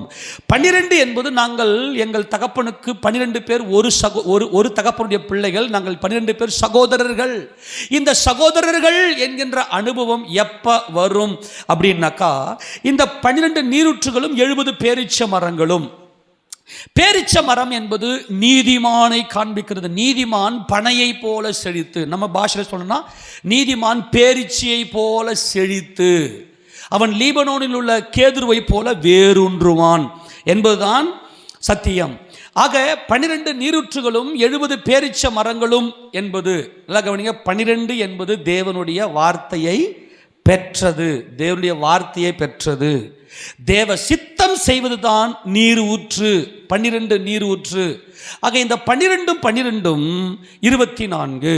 நல்லா பல விதத்தில் இந்த 24 கொண்டு வர வேண்டும். பல ஆங்கிள் தேவன் நம்மை அழைத்திருக்கிறார். அந்த 70 என்பது ஒரு ராஜாவின் வருஷம் என்று 23வது அதிகாரம் ஏசாயா புத்தகத்தில் 15ஆம் வசனத்தை வாசிக்கும் போது, ஒரு ராஜாவினுடைய நாட்கள் 70 வருஷம். ஆக நித்திய ராஜாவாகிய இயேசு கிறிஸ்து அந்த 12 நீரூற்று 70 பேரீச்சமரம் 2 சேர்ந்து வரணும். நல்லா கவனிங்கன்னா, முதல் 12 என்பது தேவனுடைய வார்த்தையை பெற்ற இஸ்ரவேலர்கள். ஆனால் தேவகுமாரனாகிய இயேசு கிறிஸ்து மட்டும்தான் அந்த வசனத்தின்படி வாழ முடியும், ஊற்று எடுக்க முடியும். பிதாவின் சித்தம் தான் ஊற்று. பிதாவின் சித்தம் தான் ஊற்று. ரட்சிப்பின் ஊற்றிலிருந்து தண்ணீரை மொண்டு கொள்ளுங்கள். அந்த ரட்சிப்பின் ஊற்று இயேசு கிறிஸ்து தேவகுமாரன். அந்த தேவகுமார் என்ன செய்தார்? 70 பேரீச்ச மரங்கள் அங்கே இருக்குது என்பது நீதியை காண்பிக்கிறது. அந்த 70 பேரீச்சம் என்பது நீதிமானாகிய இயேசு கிறிஸ்து. அந்த நீதிமானாகிய இயேசு கிறிஸ்து தான் நித்திய ராஜா. நித்திய ராஜா, மகிமையின் கர்த்தர் தான் அவர். நித்திய ராஜா, நம்முடைய ராஜா, அவர் நம்ம ரட்சிக்கிறவர். அவர்தான் நமக்குள்ளே வாசமா இருக்கிறவர். இந்த தேவகுமாரனை விசுவாசிக்கும் போது தேவனுடைய வசனத்தை அப்படியே கர்த்தர் நிறைவேற்றுகிறார். நான் நியாயப்பிரமாணத்தை ஆனாலும் தீர்க்க தரிசனங்களை ஆனாலும் அழிக்கிறதுக்கு வந்தேன் என்று எண்ணிக்கொள்ளாதிருங்கள். அழிக்கிறதுக்கல்ல, நிறைவேற்றுகிறதற்கே நான் வந்தேன். ஆக நிறைவேற்றுகிறவர் யார் என்றால் ராஜா. அந்த 70 பேரீச்ச மரம் என்பது தாவீதுனுடைய வருஷம். தாவீது ஆயுசு நாட்கள் 70. அவர் 30 வயசிலே சமஸ்த இஸ்ரவேலுக்கும் ராஜாவாகி 40 ஆண்டு காலம் இஸ்ரவேலை ஆளுகை செய்தார். அதுக்கு பின்பாடு அவருடைய குமாரனாகிய சாலமோன் ஆளுகை செய்தார். ஆக ஒரு ராஜாவுடைய வருஷம் என்பது, அவர் தாவீது என்றால் பிலவுட், அன்புக்குரியவர், அன்புக்குரிய தேவனுடைய அன்புக்குரியவர். ஆக தேவனுடைய அன்புக்குரியவராக இயேசு கிறிஸ்து 12 நீரூற்று 70 பேரீச்ச மரம் என்பது தேவ சித்தம் செய்தவர். அதுதான் 4 நதி. இந்த 4 நதி ஏதேனிலே பாய்ந்து ஓடுகிற அனுபவம். இவரை விசுவாசித்த 24 மூப்பர்கள். எத்தனை பேருக்கு புரிஞ்சுது? ஆமேனா? நல்லா புரிந்து கொள்ளுங்க. அங்கே ஏன்னா நிறைய பேருக்கு இந்த சத்தியம் தெரியல. அவங்க என்ன போட்டு சொதப்பிக்கிறாங்க. தேவன் நமக்கு இந்த சத்தியத்தை ஜனங்களுக்கு கொடுக்க வேண்டும். அன்புக்குரிய தேவ பிள்ளைகளுக்கு இந்த சத்தியம் போய் சேர வேண்டும். ஆக இந்த 24 என்பது 12 கூட்டல் 12. இது நல்லா 12 என்பது, முதல் 12 என்பது தேவனுடைய வார்த்தையை பெற்ற வார்த்தை, ஞானம், புத்தி என்பது தேவனுடைய ராஜாவால மட்டும்தான். நான் என்னுடைய பரிசுத்த பர்வதமிகு சீயோன் மீது என்னுடைய ராஜாவை அபிஷேகம் பண்ணி வைத்தேன். அவர் வாசலாக அந்த ஊற்றெடுத்து பிதாவின் சித்தம் செய்தார் என்பதில் 12க்குள்ள 70 அடங்கியிருக்கிறது. இதெல்லாம் வசந்த காட்டுன்னு போனோன்னா இன்றைக்கி 10 மணி நேரம் ஆகும், அவ்வளோ சத்தியங்கள் இருக்கிறது. அதனால தான் வேகமாக நான் போய் கொண்டிருக்கிறேன். ஆக இந்த 24 மூப்பர்கள் என்பது அவர்கள் பூர்ணமாக்கப்பட்டவர்கள். ஆக இவர்கள் என்ன செய்கிறார்கள் என்று சொன்னால் இவர்கள் ஜெயங்கொள்ளுகிறார்கள். இந்த 24ஐ நம்ம இன்னொரு ஆங்கிளில் நம்ம பார்க்கணும். 6x4 6 நாள் 24. 6 என்பது மனிதனை காண்பிக்கிறது. 6 என்பது மனிதன். மனிதன் யார் என்றால் தேவ சித்தம் செய்யும்படியாக 6வது நாளாகிய வெள்ளிக்கிழமை அன்னைக்கு சிலுவையில் செத்தவர் தான் 6. ஆக தம்மைத்தாமே தேவ சித்தம் செய்வதற்கு ஒப்பு கொடுத்தவர் தான் அந்த 6. 4 என்பது 4 ஜீவன்கள், 4 நதிகள் அந்த ஏதேன் தோட்டத்திலே பாய்ந்து ஓடுகிறது. அந்த 4 நதி என்பது 4 ஜீவன்கள். ஜீவனுள்ள வாழ்க்கையை வாழ்ந்த குமாரனாகிய இயேசு கிறிஸ்துவை போல அன்பிலே பூர்ணப்பட்டவர்கள். 6 நாள் 24. ஆமென் சொல்லாமா? இப்போ நல்லா புரிந்து கொள்ளுங்க. 6 நாள் 24. அடுத்தது பார்த்தீங்கன்னாக்கா இதை நீங்கள் எப்படி பெருகணும்? 2,88,000 என்பதை நம்ம எப்படி இதை கொண்டு வரணும் அப்படின்னு சொன்னால் வாசிக்க பார்க்கலாம். மறுபடியும் அந்த 4ஆம் வசனத்தில் அந்த சிங்காசனத்தை சூழ 24 சிங்காசனங்கள் இருந்தன. 24 மூப்பர்கள் வெண்வஸ்திரம் தரித்து. இந்த வெண்வஸ்திரம் தரித்து என்பது இந்த எல்டர்ஸ் என்பது மூப்பர்கள் என்பது 6x4 என்பதையும் பெருக்கி நாம் பார்க்க வேண்டும். 6 என்பது பூர்ணமாக்கப்பட்ட மனுஷன், 4 என்பது ஜீவனுள்ள வாழ்க்கை. ஆக 24 மூப்பர்கள் மனிதர்கள், மனுஷங்க தான் அவங்க புதிய ஏற்பாட்டு சபையினுடைய தலைவர்கள் எல்டர்ஸ். அவங்க அன்பிலே பூர்ணப்பட்டவர்கள். இந்த தலைவர்களோடு சேர்ந்து செயல்பட்ட பூர்ணமாக்கப்பட்டவர்கள். ஆக இவர்கள் வெண்வஸ்திரம் தரித்து இவர்கள் ஜெயங்கொண்டு. வெண்வஸ்திரம் என்பது அதாவது இங்கே ஆண்டவர் சொல்றார் இல்லையா, ஜெயங்கொள்ளுகிறவன் எவனோ அவனுக்கு வெண்வஸ்திரம் தரிக்கப்படும். எதில் ஜெயங்கொண்டாங்க? நல்லா கவனிங்க. எதில் ஜெயங்கொண்டாங்கன்னா மாம்சத்தோடு ரத்தத்தோடும் போராடி மேற்கொண்டு ஜெயங்கொண்டார்கள். இவர்கள் வெண்வஸ்திரம் தரித்திருக்கிறார்கள் என்றால் நல்லா கவனிங்க. அதில் இன்னொரு 12 நம்ம ஆட் பண்ணணும். இன்னொரு 12 பெருக்கணும், மல்டிபிள் பண்ணணும். இன்னொரு 12 24x12 பெருக்கணும்னா 288 வரும். இவர்கள் ஜெயங்கொண்டிருக்கிறார்கள். ஏனென்றால் பரிசுத்த ஆவியினுடைய அபிஷேகத்தை பெற்றவர்கள். இவர்கள் வெண்வஸ்திரம் தரித்திருக்கிறார்கள் என்று சொன்னால் ஜெயங்கொண்டவர்கள். இன்று 288 ஆகும். 24 வெண்வஸ்திரம் தரித்து என்பது இன்னொரு 12. பெந்தகோஸ்தே நாளிலே அவர்கள் பரிசுத்த ஆவியினுடைய அபிஷேகத்தை பெற்று அவர்கள் வல்லமையாய் பிரசங்கிக்கிறார்கள். ஆக இந்த பரிசுத்த அபிஷேகத்தை பெற்றவர்கள் தான் ஜெயங்கொள்ள முடியும். ஆக தங்கள் சிரசுகளில் பொன்முடி சூடி அந்த சிங்காசனத்தின் மேல் உட்கார்ந்திருக்க கண்டேன் என்பது பொன்முடி சூடி என்பது 1000. அது 1000. ஏன் 1000? உன் முக்காட்டுக்கு 1000 வெள்ளிக்காசு என்று அங்கே அபிமெலேக்கு சாராளுக்கு கொடுப்பதை பார்த்தோம். அதே போல மணவாட்டி சபை உன்னத பாட்டின் புத்தகத்தில் 1000 வெள்ளிக்காசு உனக்கு பெறும் என்று சொல்லி 1000 வெள்ளிக்காசு என்பது முக்காடிட்டு கொண்ட இந்த மாம்ச சரீரத்தை ஜெயங்கொண்ட எஸ்தரின் தலையின் மேலே, எஸ்தரின் சிரசில் அகாஸ்வரி ராஜா பொன்முடி சூடுகிறார். இந்த எஸ்தர் அவள் ஒரு அடிமை என்கின்ற அந்த ஸ்தானத்திலிருந்து அவள் பூர்ணமாக்கப்பட்டவளாய் 6 மாதம் வெள்ளை போலத்தினாலே தம்மைத்தாமே சுயாதீன சித்தத்துக்கு ஒப்பு கொடுத்து அவள் 6 மாதம் கந்தவர்கிங்களாலே அவள் பூர்ணமாக்கப்பட்டவளாய் ஆக இந்த 1 வருஷம் என்கின்ற அந்த மகிமைக்குள்ளே அவள் சிரசிலே பூர்ணமாக்கப்பட்டவளாய் அவள் சிரசிலே இந்த அகாஸ்வரி ராஜா அங்கே ஒரு பொன் கிரீடத்தை வைக்கிறாள். இவள் என்னுடைய மணவாட்டி, இவள் பூர்ணமாக்கப்பட்டவள், இவள் ஜெயங்கொண்டவள், இவள் என்னோடு கூட ஆளுகை செய்வாள் என்பது 1000. ஆக 24 வெண்வஸ்திரம் என்பது 12. அது பரிசுத்த ஆவியினுடைய பூரண அபிஷேகம். பரிசுத்தனுடைய பூரண அபிஷேகம் அது 12. 24x12 288. அவள் தங்கள் சிரசுகளிலே பொன்முடி சூடி என்பது 1000. ஆக 2,88,000 என்பதுதான் பூர்ணமாக்கப்பட்ட புதிய ஏற்பாட்டு மணவாட்டி சபை. அன்பிலே பூர்ணமாக்கப்பட்டவள் இவள் மகிமை அடைந்தவளாய் மகிமையின் கர்த்தரை தன்னுடைய இருதயத்தில் தரித்து கொண்டு மகா விசாலமான ஸ்தலத்தில் அவள் பிதாவாகிய தேவனை முகமுகமாய் தரிசிக்கிறாள். எத்தனை பேருக்கு இது வரைக்கும் புரிஞ்சுது? ஆமென் சொல்லாமா? கர்த்தர் நல்லவர், கர்த்தருடைய பரிசுத்த நாமம் மகிமைப்படுவதாக. 5ஆம் வசனத்தை வாசிக்கும் போது அந்த சிங்காசனத்திலிருந்து மின்னல்களும் இடி முழக்கங்களும் சத்தங்களும் புறப்பட்டன. தேவனுடைய 7 ஆவிகளாகிய 7 அக்கினி தீபங்கள் சிங்காசனத்திற்கு முன்பாக எரிந்து கொண்டிருந்தன. அந்த நல்லா கவனிங்க. இந்த புதிய ஏற்பட்ட இந்த அன்பிலே பூர்ணமாக்கப்பட்ட இந்த புதிய ஏற்பட்ட சபையை குறித்து இன்னும் நமக்கு குறிப்புகள் தேவன் கொடுக்கிறார். இவங்க யாருன்னா, பிதாவாகிய தேவனுடைய சிங்காசனத்திலிருந்து மின்னல்களும் இடி முழக்கங்களும் சத்தங்களும் புறப்பட்டன.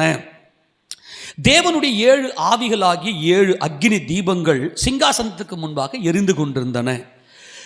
சிங்காசனத்தில் மின்னல்கள். மின்னல் என்பது தேவனுடைய வல்லமையான செயல். நல்லா கவனிக்கணும். மின்னல் என்பது ஒரு செயலை காண்பிக்கிறது. இந்த பூர்ணமாக்கப்பட்ட அன்பிலே பூர்ணமாக்கப்பட்ட புதிய ஏற்பட்ட சபை தேவனுடைய சித்தத்தை உலக வழக்கத்தின்படி இல்லாமல் இவர்கள் வல்லமையாய் தங்களுடைய கிரியைகளை செய்தவர்கள். தேவன் தம்முடைய குமாரனை பரிசுத்த ஆவியினாலும் வல்லமையினாலும் நிரப்பினார். நல்லா கவனிக்கணும். தேவனுடைய சித்தத்தை செய்யணும் அப்படின்னா தேவனுடைய சத்துவத்தின் வல்லமை நமக்குள்ளே கிரியை செய்ய வேண்டும். அன்பானவர்களே, அன்பின் குமாரனாகிய மகிமையின் கர்த்தரை என் புருஷன், என் இரட்சகர் என்று சொல்லி நம்முடைய இருதயத்தில் தரித்து கொண்டு தேவனுடைய பண்டிகை ஆசரிக்கப்படுகிற சீயோனை நோக்கி பார்த்து அந்த எருசலேமை அமெரிக்கையான தாபரமாக அவரை நோக்கி பார்த்த மணவாட்டி சபைக்குள்ள தேவனுடைய சத்துவத்தின் வல்லமை வந்தது. இந்த மின்னல் என்பது தேவனுடைய சத்துவத்தின் வல்லமையான செயல், நம்முடைய ஆக்ஷன், நம்முடைய கிரியை. ஏன்னா மின்னலை கொண்டு வந்து இங்கே அடிக்கிறார். அந்த மின்னல் வந்து எந்தெந்த காரியத்தெல்லாம் செய்கிறது என்பதை செயல்படுத்தி ஒன்று ஒரு வசந்த கூட வாசிக்கிறது எப்படிப்பட்ட செயல் என்பதை யோபுவின் புத்தகத்தை திருப்பிக் கொள்ளுங்க. இந்த மணவாட்டி சபை அன்பிலே பூர்ணப்பட்டவளாய் எப்படிப்பட்ட மகிமையான காரியத்தை அவள் செய்கிறாள். எடுத்து வாசிக்க பார்க்கலாம். யோபுவின் புத்தகம் 36ஆம் அதிகாரம் 32ஆம் வசனத்தை வாசிக்க பார்க்கலாம். மின்னலின் ஒளியை தமது கைக்குள்ளே மூடி அது இன்னதை அடிக்க வேண்டும் என்று கட்டளையிடுகிறார். அது செயல், வல்லமையான செயல், தேவனுடைய சத்துவத்தின் வல்லமை. தேவனுடைய சத்துவத்தின் வல்லமையின்படியே கிறிஸ்து இயேசுவை மரித்தோரிலிருந்து எழுப்பின அந்த தேவனுடைய சத்துவத்தின் வல்லமையின்படியான விசுவாசம் என்று எபேசியர் நிருபத்தில் அப்போஸ்தலன் பவுல் குறிப்பிடுவதை பார்க்கிறோம். ஆக இந்த பூர்ணமாக்கப்பட்ட அன்பிலே பூர்ணமாக்கப்பட்ட மணவாட்டி சபைக்குள்ள மின்னலின் அனுபவம் இருந்துச்சு. தேவனுடைய சத்துவத்தின் வல்லமையினாலே தேவனுடைய செயல்களை இவள் செய்தாள். எத்தனை பேர் விசுவாசிக்கிறீங்க? தேவ செயலை இவள் செய்தாள். அடுத்தது இடி. இந்த இடி என்பது பவனர்கேஸ் என்று பார்த்தோம். இந்த இடி முழக்கம் என்பது தேவனுடைய வார்த்தையின் வல்லமை இவளுக்குள்ளே இருந்துச்சு. அன்பான தேவ ஜனமே, தேவனுடைய வார்த்தையின் வல்லமை இவளுக்குள்ளே, இந்த பூர்ணமாக்கப்பட்ட மணவாட்டிக்குள்ளே இருந்துச்சு. அங்கே வாசிக்கும் போது பார்த்தீங்க, இதே யோபுவின் புத்தகம் 26 வாசிக்கும் போது இடி என்ன செய்யுது பாருங்க, பார்க்கலாம். இடி முழக்கம், அவர் பேசுவார், அவருடைய வல்லமையின் சத்தம். 14 வாசிங்க பார்க்கலாம். இதோ இவைகள் அவருடைய கிரியைகள் கடைகோடியானவைகள், அவரை குறித்து நாங்கள் கேட்டது எவ்வளவு கொஞ்சம். அவருடைய வல்லமையின் இடிமுழக்கத்தை அறிந்தவன் யார்? இடிமுழக்கத்தை போல அவர் சத்தமிடுகிறார். வெளிப்படுத்தின விசேஷத்தில் வாசிக்கும் போது இடிமுழக்கத்தின் சத்தத்தை நான் எழுத வேண்டும் என்று இருந்தேன். ஆக அந்த இடிமுழக்கத்தின் சத்தம் என்பது தேவனுடைய வார்த்தையின் வல்லமை இந்த பூர்ணமாக்கப்பட்ட மணவாட்டிக்குள்ளே இருந்தது. மின்னல் என்பது தேவனுடைய சத்துவத்தின் வல்லமையினாலே தேவனுடைய செயல், தேவனுடைய கிரியைகளை புதிய ஏற்பாட்டு மணவாட்டி சபை செய்தால், இடி முழக்கம் என்பது அவளுக்குள்ளே இந்த மகிமையான தேவனுடைய வார்த்தையின் வல்லமை இவளுக்குள்ளே செயல்பட்டது. அப்போஸ்தலர், தீர்க்கதரிசிகள் என்பவர்கள் என்கின்ற மகத்துவம் இந்த புதிய ஏற்பட்ட சபைக்குள்ளே செயல்பட்டது. அது மாத்திரமல்ல, சத்தங்களும் புறப்பட்டனவாம். இந்த சத்தம் என்பது துதியின் சத்தம், சுரமண்டல ஓசை, சர்வ வல்லமையுள்ள பிதாவாகிய தேவனை துதிக்கிற அந்த இருதயத்தின் ஓசை. கர்த்தாவே என்னை குணமாக்கும், அப்போது குணமாவேன். எரேமியா சொல்லுவார் இல்லையா, கர்த்தாவே என்னை ரட்சியும், அப்போது ரட்சிக்கப்படுவேன். தேவரீரே என் துதி, நீரே என் துதி. கிறிஸ்து இயேசுவை தங்கள் இருதயத்தில் தரித்து கொண்ட அனுபவம் தான் இந்த துதி, இந்த சத்தம்.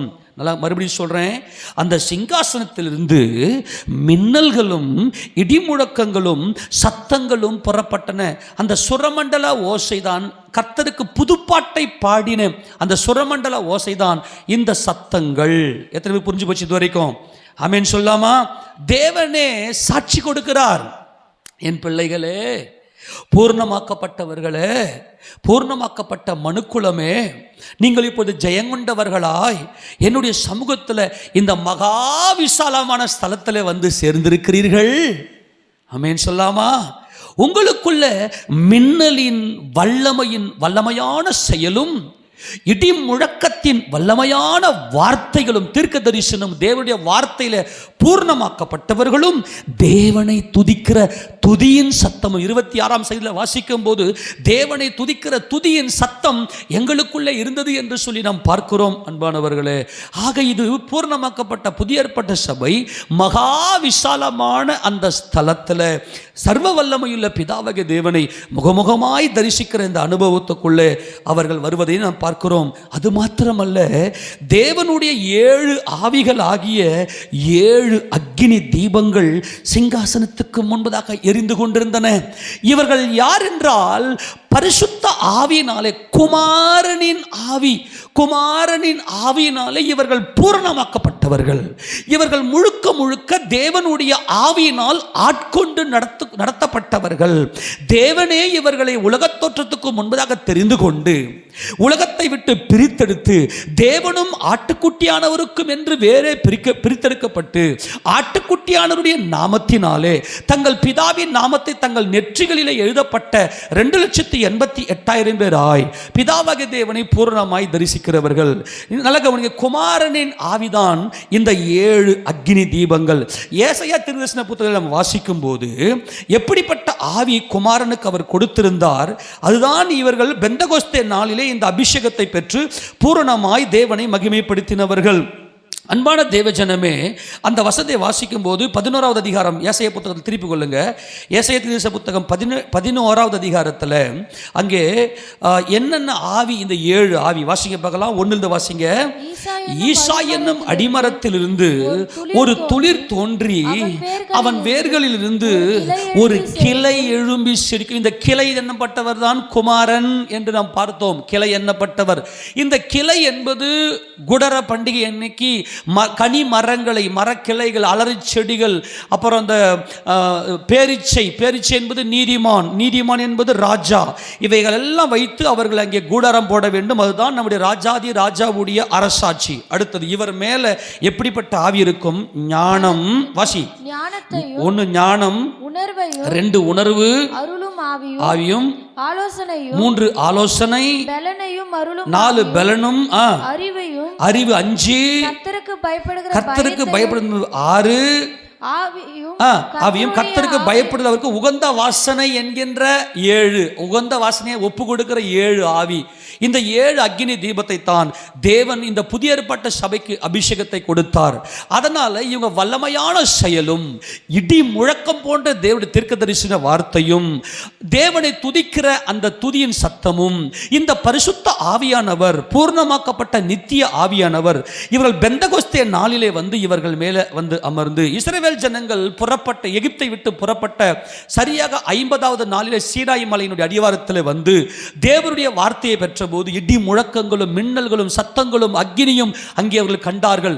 அதை கண்டு அவர்கள் ஓடி ஒளிந்து கொண்டு, மோசே நீர் எங்களோடு பேசும், நானும் தேவன் எங்களோடு பேச வேண்டாம் என்று சொல்லி அவர்கள் சீனாய் மலைக்கு அங்கே வந்து அவர்கள் தேவனுடைய அந்த சமூகத்துக்குள்ளே போக முடியவில்லை.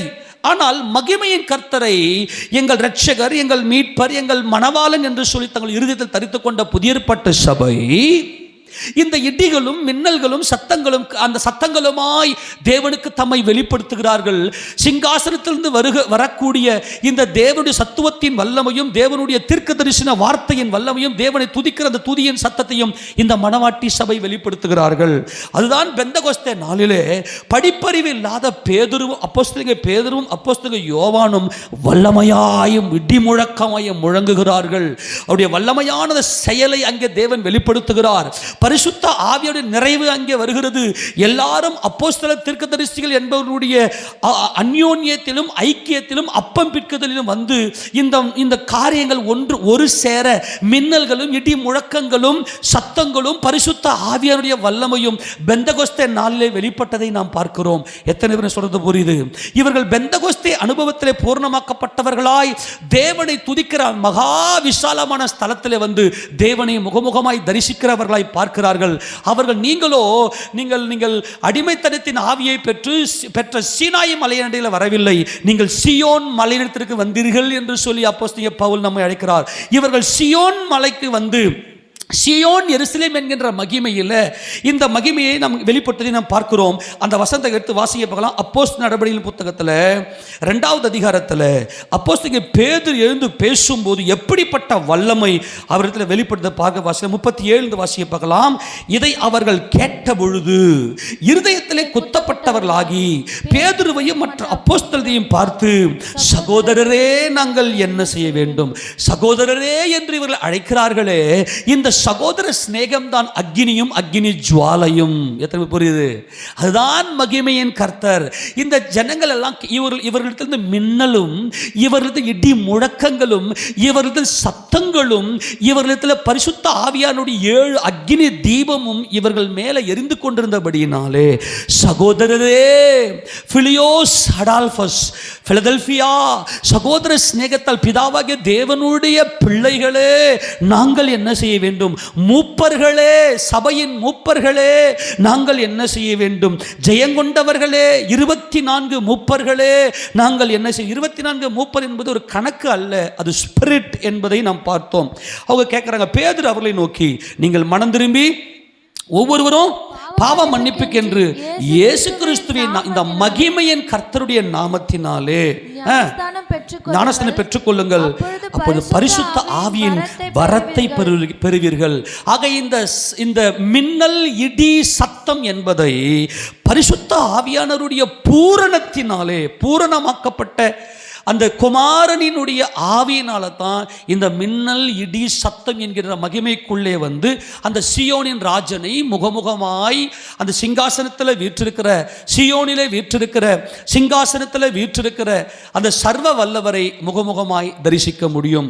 இதை தான் எபிரேயர் நிருபக்காரன் 12ஆம் அதிகாரம் 22வது வசனத்திலிருந்து நம்ம வாசிக்கும் போது அங்கே என்ன சொல்றாரு அப்படின்னா, நீங்கள் 16 வாசிக்கும் போது அன்றியும் 18 எபிரேயர் 12:18 அன்றியும் தொடக்கூடியதும் அக்கினி பற்றி எரிகிறதுமான மலையினிடத்திற்கும் மந்தாரம் இருள் பெருங்காற்று ஆகிய இவைகளிடத்திற்கும் எக்கால முழக்கத்திற்கும் வார்த்தைகளுடைய சத்தத்திற்கும் நீங்கள் வந்து சேரவில்லை. அது சீனாய் மலை, அது அடிமைத்தனத்துக்குலக பிள்ளை பெறுகிறது, அது பழைய ஏற்பாட்டு பழைய உடன்படிக்கை, அது எழுத்தின்படியான உடன்படிக்கை.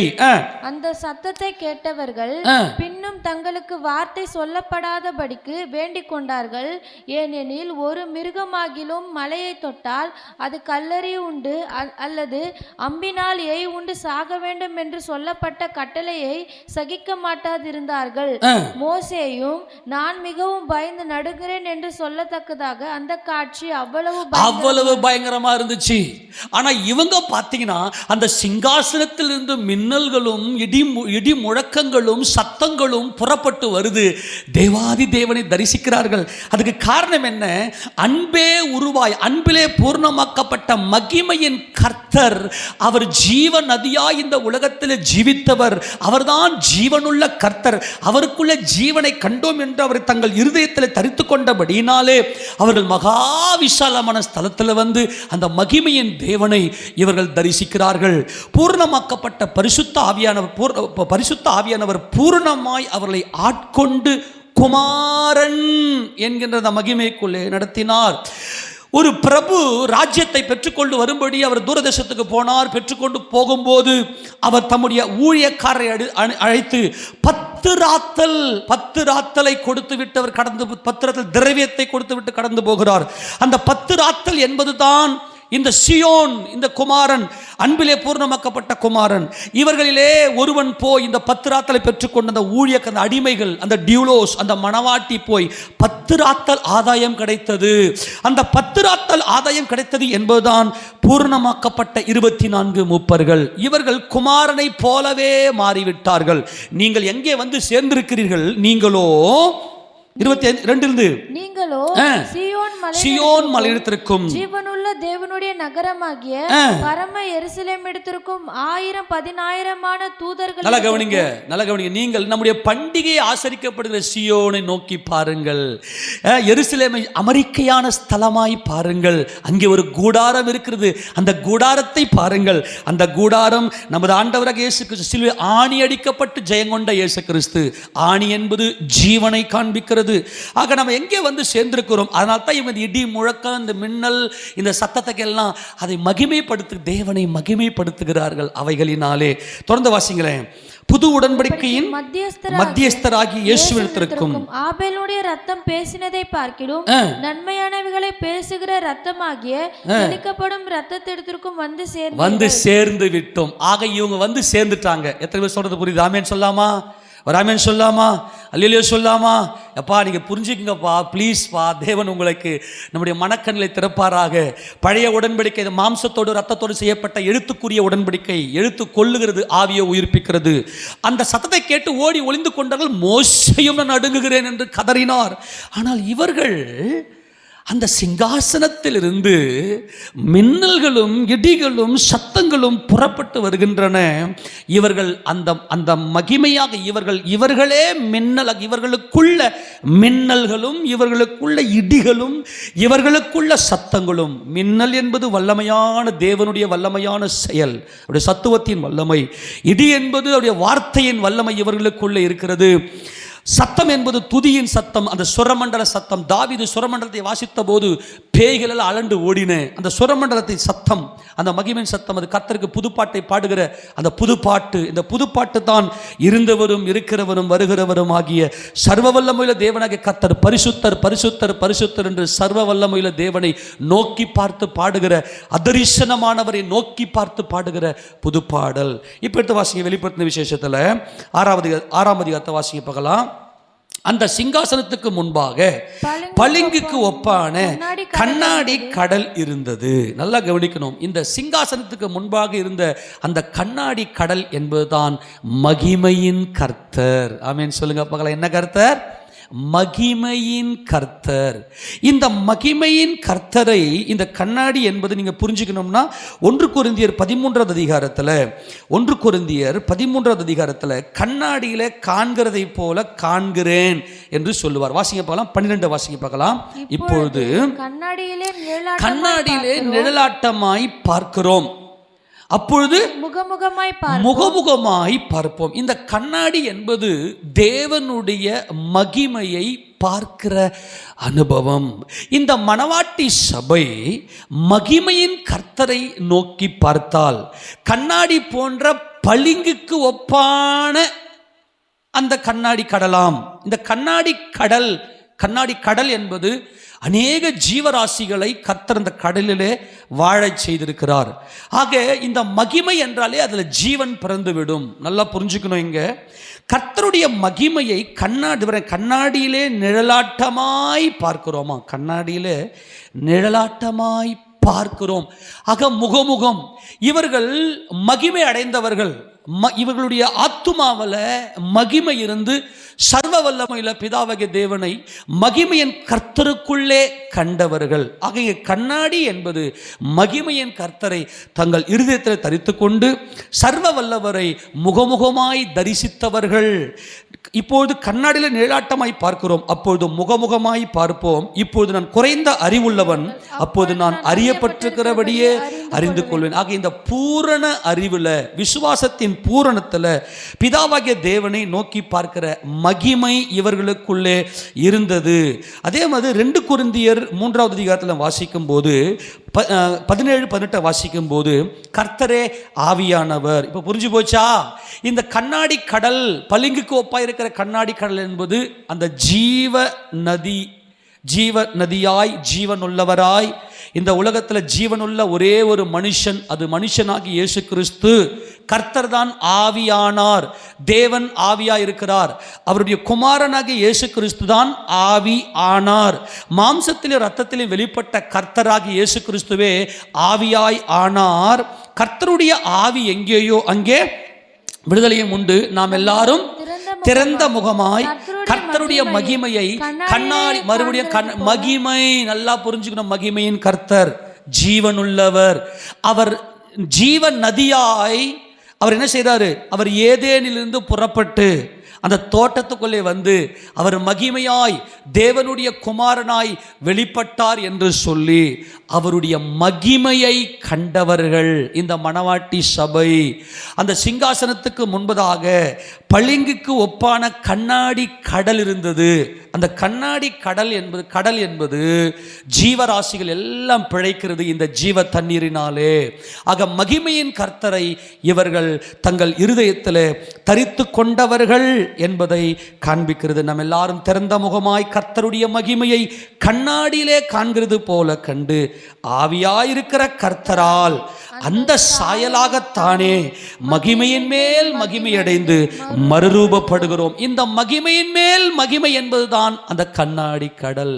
மகிமையின் கர்த்தரை நோக்கி பார்த்ததுதான் அந்த கண்ணாடி கடல். எத்தனை பேர் ரகசியம் புரியுது? கர்த்தருடைய நாமம் மகிமைப்படுவதாக.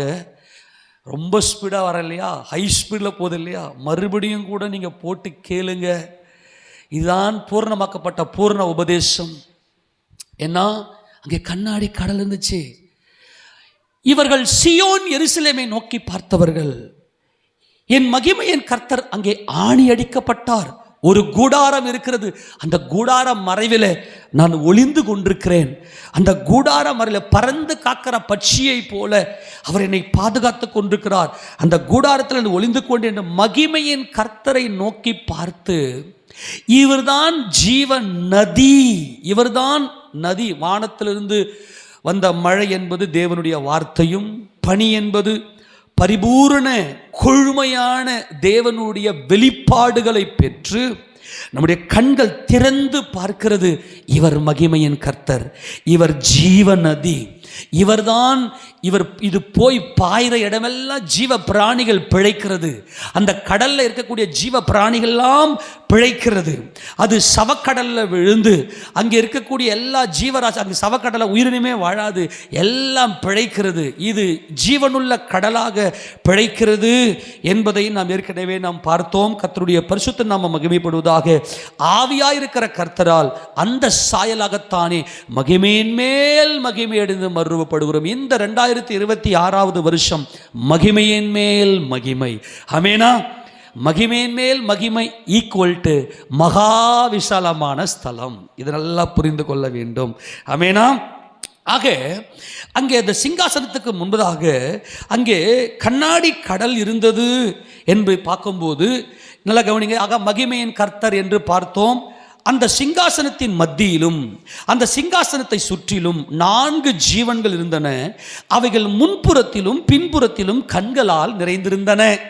ஆக முன்புறத்திலும் பின்புறத்திலும் கண்களால் நிறைந்திருக்கிற இந்த அனுபவம் தான் மனக்கண்ணில் நம்முடைய ஆத்துமாவில் உயிர்ப்பிக்கப்பட்டு இந்த மகிமையின் கர்த்தரை நோக்கி பார்த்தது, இந்த ஜீவ நதியை நோக்கி பார்த்தது.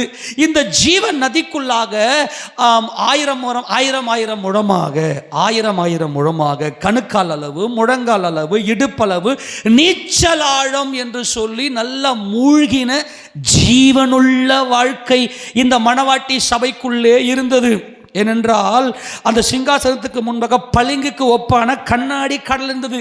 அந்த கண்ணாடி கடல் என்பது, பளிங்கு என்பது ஜீவ நதியாய் என் ஆண்டவராக இயேசு கிறிஸ்து இந்த உலகத்தில் ஜீவித்தார். அது போய் பாய்ந்து ஓடுகிற இடமெல்லாம் ஜீவ பிராணிகள் பிழைக்கும். அங்கே மகா விசாலமான செழிப்பு அங்கே இருக்கும். அந்த செழிப்புக்குள்ளாக இவள் கடந்து போகிறாள்.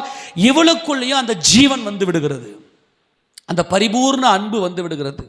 எங்கே ஜீவன் இருக்கிறது என்றால் அந்த பரிபூர்ண அன்புல முதலாவது தேவ அன்பும் தேவனுக்குள்ள மனித அன்பும் என்கின்ற இந்த ஜீவனுள்ள அந்த வாழ்க்கை. 4 நதிகள் அந்த ஏதேனில் இருக்கக்கூடிய தோட்டத்தில் பாய்ந்து ஓடுகிறது. முதலாவது நதி பைசோன், இரண்டாவது நதி என்ன நதி? இரண்டாவது நதி என்ன நதி சொல்லுங்க? முதலாவது பைசோன், இரண்டாவது கீகோன், மூன்றாவது இதக்கேல், நாலாவது ஐபிராத். ஆக இந்த 4 ஜீவன்களும் ஜீவனுள்ள வாழ்க்கை வாழ்ந்தவர் நமது ஆண்டவராகிய இயேசு கிறிஸ்து. முதலாவது ஜீவன் 7ஆம் வசனத்தை வாசிக்க பார்க்கலாம். முதலாம் ஜீவன் சிங்கத்துக்கு ஒப்பாகவும், இரண்டாம் ஜீவன் காளைக்கு ஒப்பாகவும், மூன்றாம் ஜீவன் மனுஷ முகம் போன்ற முகமுள்ளதாயும், 4ஆம் ஜீவன் பறக்கிற கழுகுக்கு ஒப்பாகவும் இருந்தன. ஆக இந்த சிங்க முகம் என்பது மத்தேயு சுவிசேஷம், காளை என்பது மார்க்கு சுவிசேஷம், மனுஷ முகம் என்பது லூக்கா சுவிசேஷம், பறக்கிற கழுகு என்பது யோவான் சுவிசேஷம். இவள் எப்படி மாறிவிட்டாள் என்றால் இந்த மணவாட்டி சபைக்குள்ள இந்த ஜீவன் பிறந்து விட்டது. அன்பிலே பூர்ணப்பட்டவளாய் இவள் ஜீவன் உள்ளவளாய், முதலாவது தேவ அன்பு, தேவனுக்குள்ள மனித அன்பு என்கின்ற ஜீவனுள்ள வாழ்க்கை இவளுக்குள்ள வந்ததுனால தேவனை கண்டவர் யார் மட்டும்தான்? தேவனை கண்டவர் யார் மட்டும்தான்? பிதாவாகிய தேவனை கண்டவர் யார் மட்டும்தான்? குமாரனாகிய இயேசு கிறிஸ்து மட்டும்தான். நல்லா கவனிக்கணும். இந்த ஜீவன் இவள் என்ன மகிமையின் கர்த்தரை நோக்கி பார்த்து விட்டால் அதான் கண்ணாடி கடல். அமேனா? இவளுக்குள்ள ஜீவன் பிறந்து விட்டது. அமேனா? இப்ப இவள் என்ன பாடுறானா, சர்வ வல்லவருடைய அன்பிலே பூர்ணப்பட்டவளாய் பிதாவாகிய தேவனை நோக்கி பார்த்து அவரே சர்வ வல்லவர் என்று சர்வ வல்லவரை மகிமைப்படுத்துகிறாள். தேவன் அல்ல என் சந்தோஷம், தேவன் படைத்ததுதான் என் சந்தோஷம் என்பது விழுந்து போன ஆவி. அது தேவனுடைய சிருஷ்டிப்பிலிருந்து விழுந்து போச்சு, அது மாயை. ஆனால் தேவன் படைத்தவைகள் அல்ல என் சந்தோஷம், தேவனே என் சந்தோஷம் என்று தேவனை நோக்கி பார்த்து குமாரனின் அந்த பூரண சந்தோஷத்தை தமக்குள்ளே கொண்டவள் தான் இந்த மணவாட்டி. இவள் என்ன பாடுறா? இப்ப வாசி, 8ஆம் வசனத்திலிருந்து வாசி பார்க்கலாம்.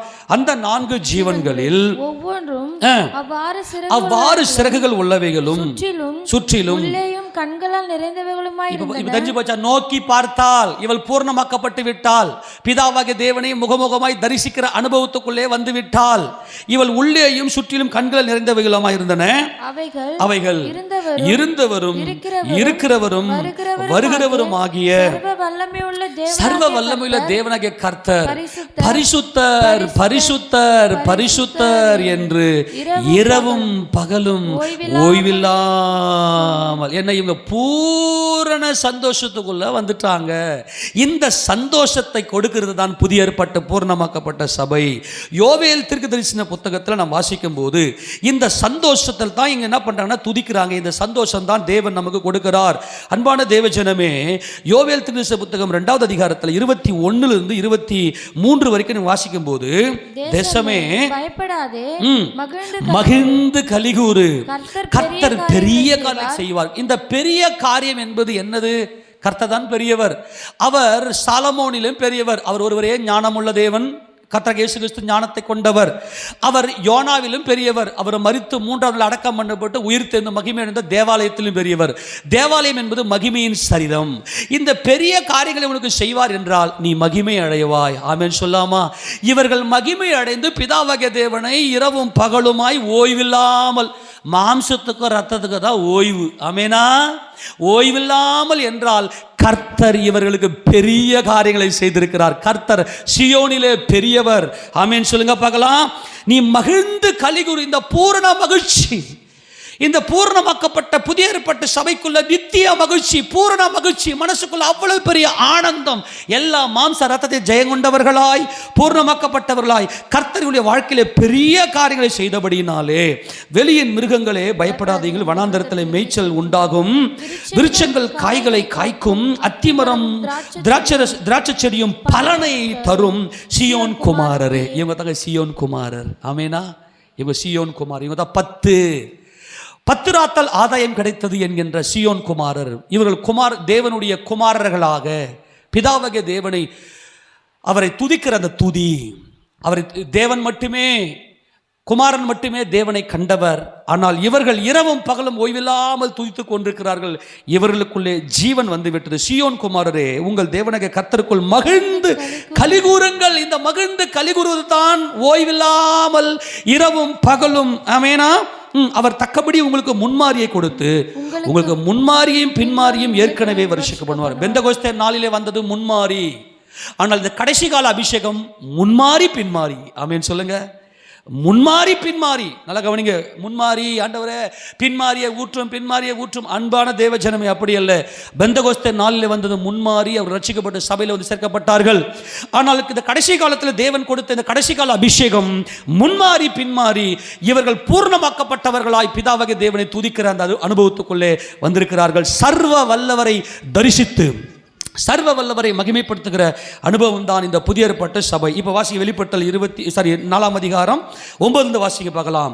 மேலும் சிங்காசனத்தின் மேல் வீற்றிருந்து சதா காலங்களிலும் உயிரோடு இருக்கிறவருக்கு அந்த ஜீவன்கள் மகிமையும் கனத்தையும் ஸ்தோத்திரத்தையும் செலுத்தும் போது, யாருக்கு செலுத்துறாங்க? இந்த துதி தாங்க நமக்கு ஜீவன். இந்த துதி தான் நமக்கு ஜீவன். சர்வ வல்லவரை நோக்கி பார்த்து துதிக்கிற இந்த துதி தான் நம்முடைய ஜீவனாக இருக்கிறது. இந்த ஜீவன்கள் அப்படி துதியும் கனமும் ஸ்தோத்திரத்தை செலுத்தும் போது 24 மூப்பர்களும் சிங்காசனத்தின் மேல் வீற்றிருக்கிற முன்பாக வணக்கமாய் விழுந்து சதா காலங்களிலும் உயிரோடு இருக்கிறவரை தொழுது கொண்டு தங்கள் கிரீடங்களை சிங்காசனத்துக்கு முன்பாக வைத்து, கர்த்தாவே, தேவரீர் மகிமையும் கனத்தையும் வல்லமையும் பெற்றுக்கொள்வதற்கு பாத்திராய் இருக்கிறீர். நீரே சகலத்தையும் சிருஷ்டித்தீர். உம்முடைய சித்தத்தினாலே அவைகள் உண்டாயிருக்கிறவைகளும் சிருஷ்டிக்கப்பட்டவைகளுமாய் இருக்கிறது என்றார்கள். கரங்கள் திறமை சொல்லாமா? நம்மை தேவன் அழைத்த அழைப்பின் நோக்கம் என்ன தெரியுமா? என் பிள்ளைகளே, அப்பாவின் மகிமையை பாருங்கள், அப்பாவின் சந்தோஷத்தை நீங்கள் பாருங்கள். அது மகிமையின் கர்த்தருக்குள்ளாகிய சர்வ வல்லமையை பாருங்கள். சர்வ வல்லவராய் சிங்காசனத்தில் வீற்றிருக்கிற அப்பாவை நோக்கி பாருங்கள் என்று தேவன் நம்மை அழைத்த அழைப்பு தான் இது. பூர்ணமாக்கப்பட்ட புதிய ஏற்பட்ட சபையாக தங்கள் சிரசில் சூட்டப்பட்ட அந்த கிரீடத்தை இறக்கி ஒரு பாதத்தில் வைத்து சாஷ்டாங்கமாய் விழுந்து, நீரே சர்வ வல்லவர், சகலத்தையும் சிருஷ்டித்தவர் நீரே, ராஜ்யமும் வல்லமையும் மகிமையும் என்றென்றைக்கும் உம்முடையவைகளே என்று சதா காலங்களிலும் தேவனை துதித்து கொண்டிருக்கிற துதிகளிலே இவர்கள் மகிழ்ச்சி அடைகிறார்கள். இந்த மகிழ்ச்சி, சந்தோஷப்பட்டு கலிகூறுகிற இந்த மகிழ்ச்சி, அது நித்திய காலமாக இருக்கிற இந்த மகிழ்ச்சி. ஆக இவர்கள் தான் வருகையில் எடுத்துக்கொள்ளப்படுறாங்க. எடுத்துக்கொள்ளப்பட்டதுமே மணவாளனுக்கு எஸ்தர் அங்கே வந்துவிட்டால் உடனே அவர் ஆளுகை செய்யும்படியாக அந்த முத்திரையை வாங்கி, பிதா கிட்ட இருந்து முத்திரையை அந்த புஸ்தக சூரில் வாங்கி அந்த முத்திரையை உடைக்கணும்னா மணவாட்டி சபை மேலே எடுத்துக்கொள்ளப்படணும். அல்லையில சொல்லுங்க பார்க்கலாம். ஆமென் சொல்லாமா? ஆக 4ஆம் அதிகாரத்தில் சபை பூர்ணமாக்கப்பட்டவளாய் அவள் எடுத்துக்கொள்ளப்பட்டால், சபை மேலே போனதுமே ராஜாதி ராஜா, நித்திய ராஜா, மகிமையின் ராஜா, இயேசு ராஜா இந்த உலகத்தில் ஆளுகை செய்யும்படியாய் சர்வ வல்லவரிடத்திலிருந்து அதிகாரத்தை பெற்றுக்கொள்ளுகிறார். நான் ஃபைனலாக முடிக்கிறேன். நான் ஃபைனலாக முடிக்கிறேன்.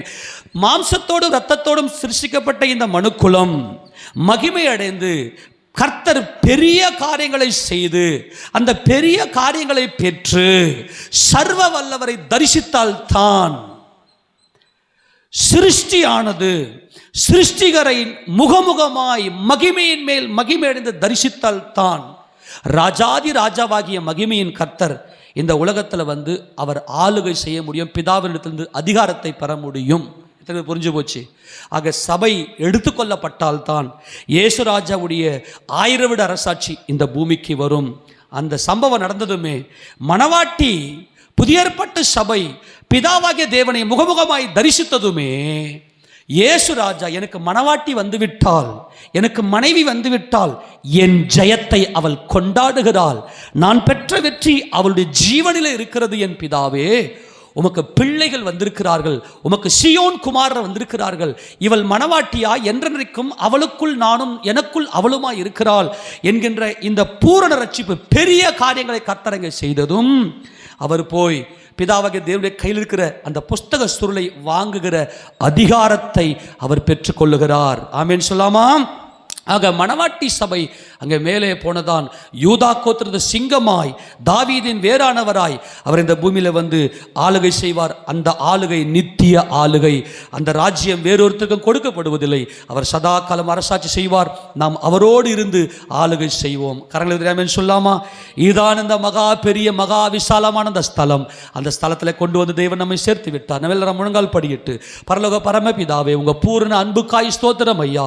இந்த சபையில் எங்களுக்கு பூர்ண அன்பை கொடுத்ததுக்காக நன்றி அப்பா. பூர்ணமாக்கப்பட்ட புதிய ஏற்பட்ட சபையாய் எங்களை மீட்டுக் கொண்ட அன்புக்காய்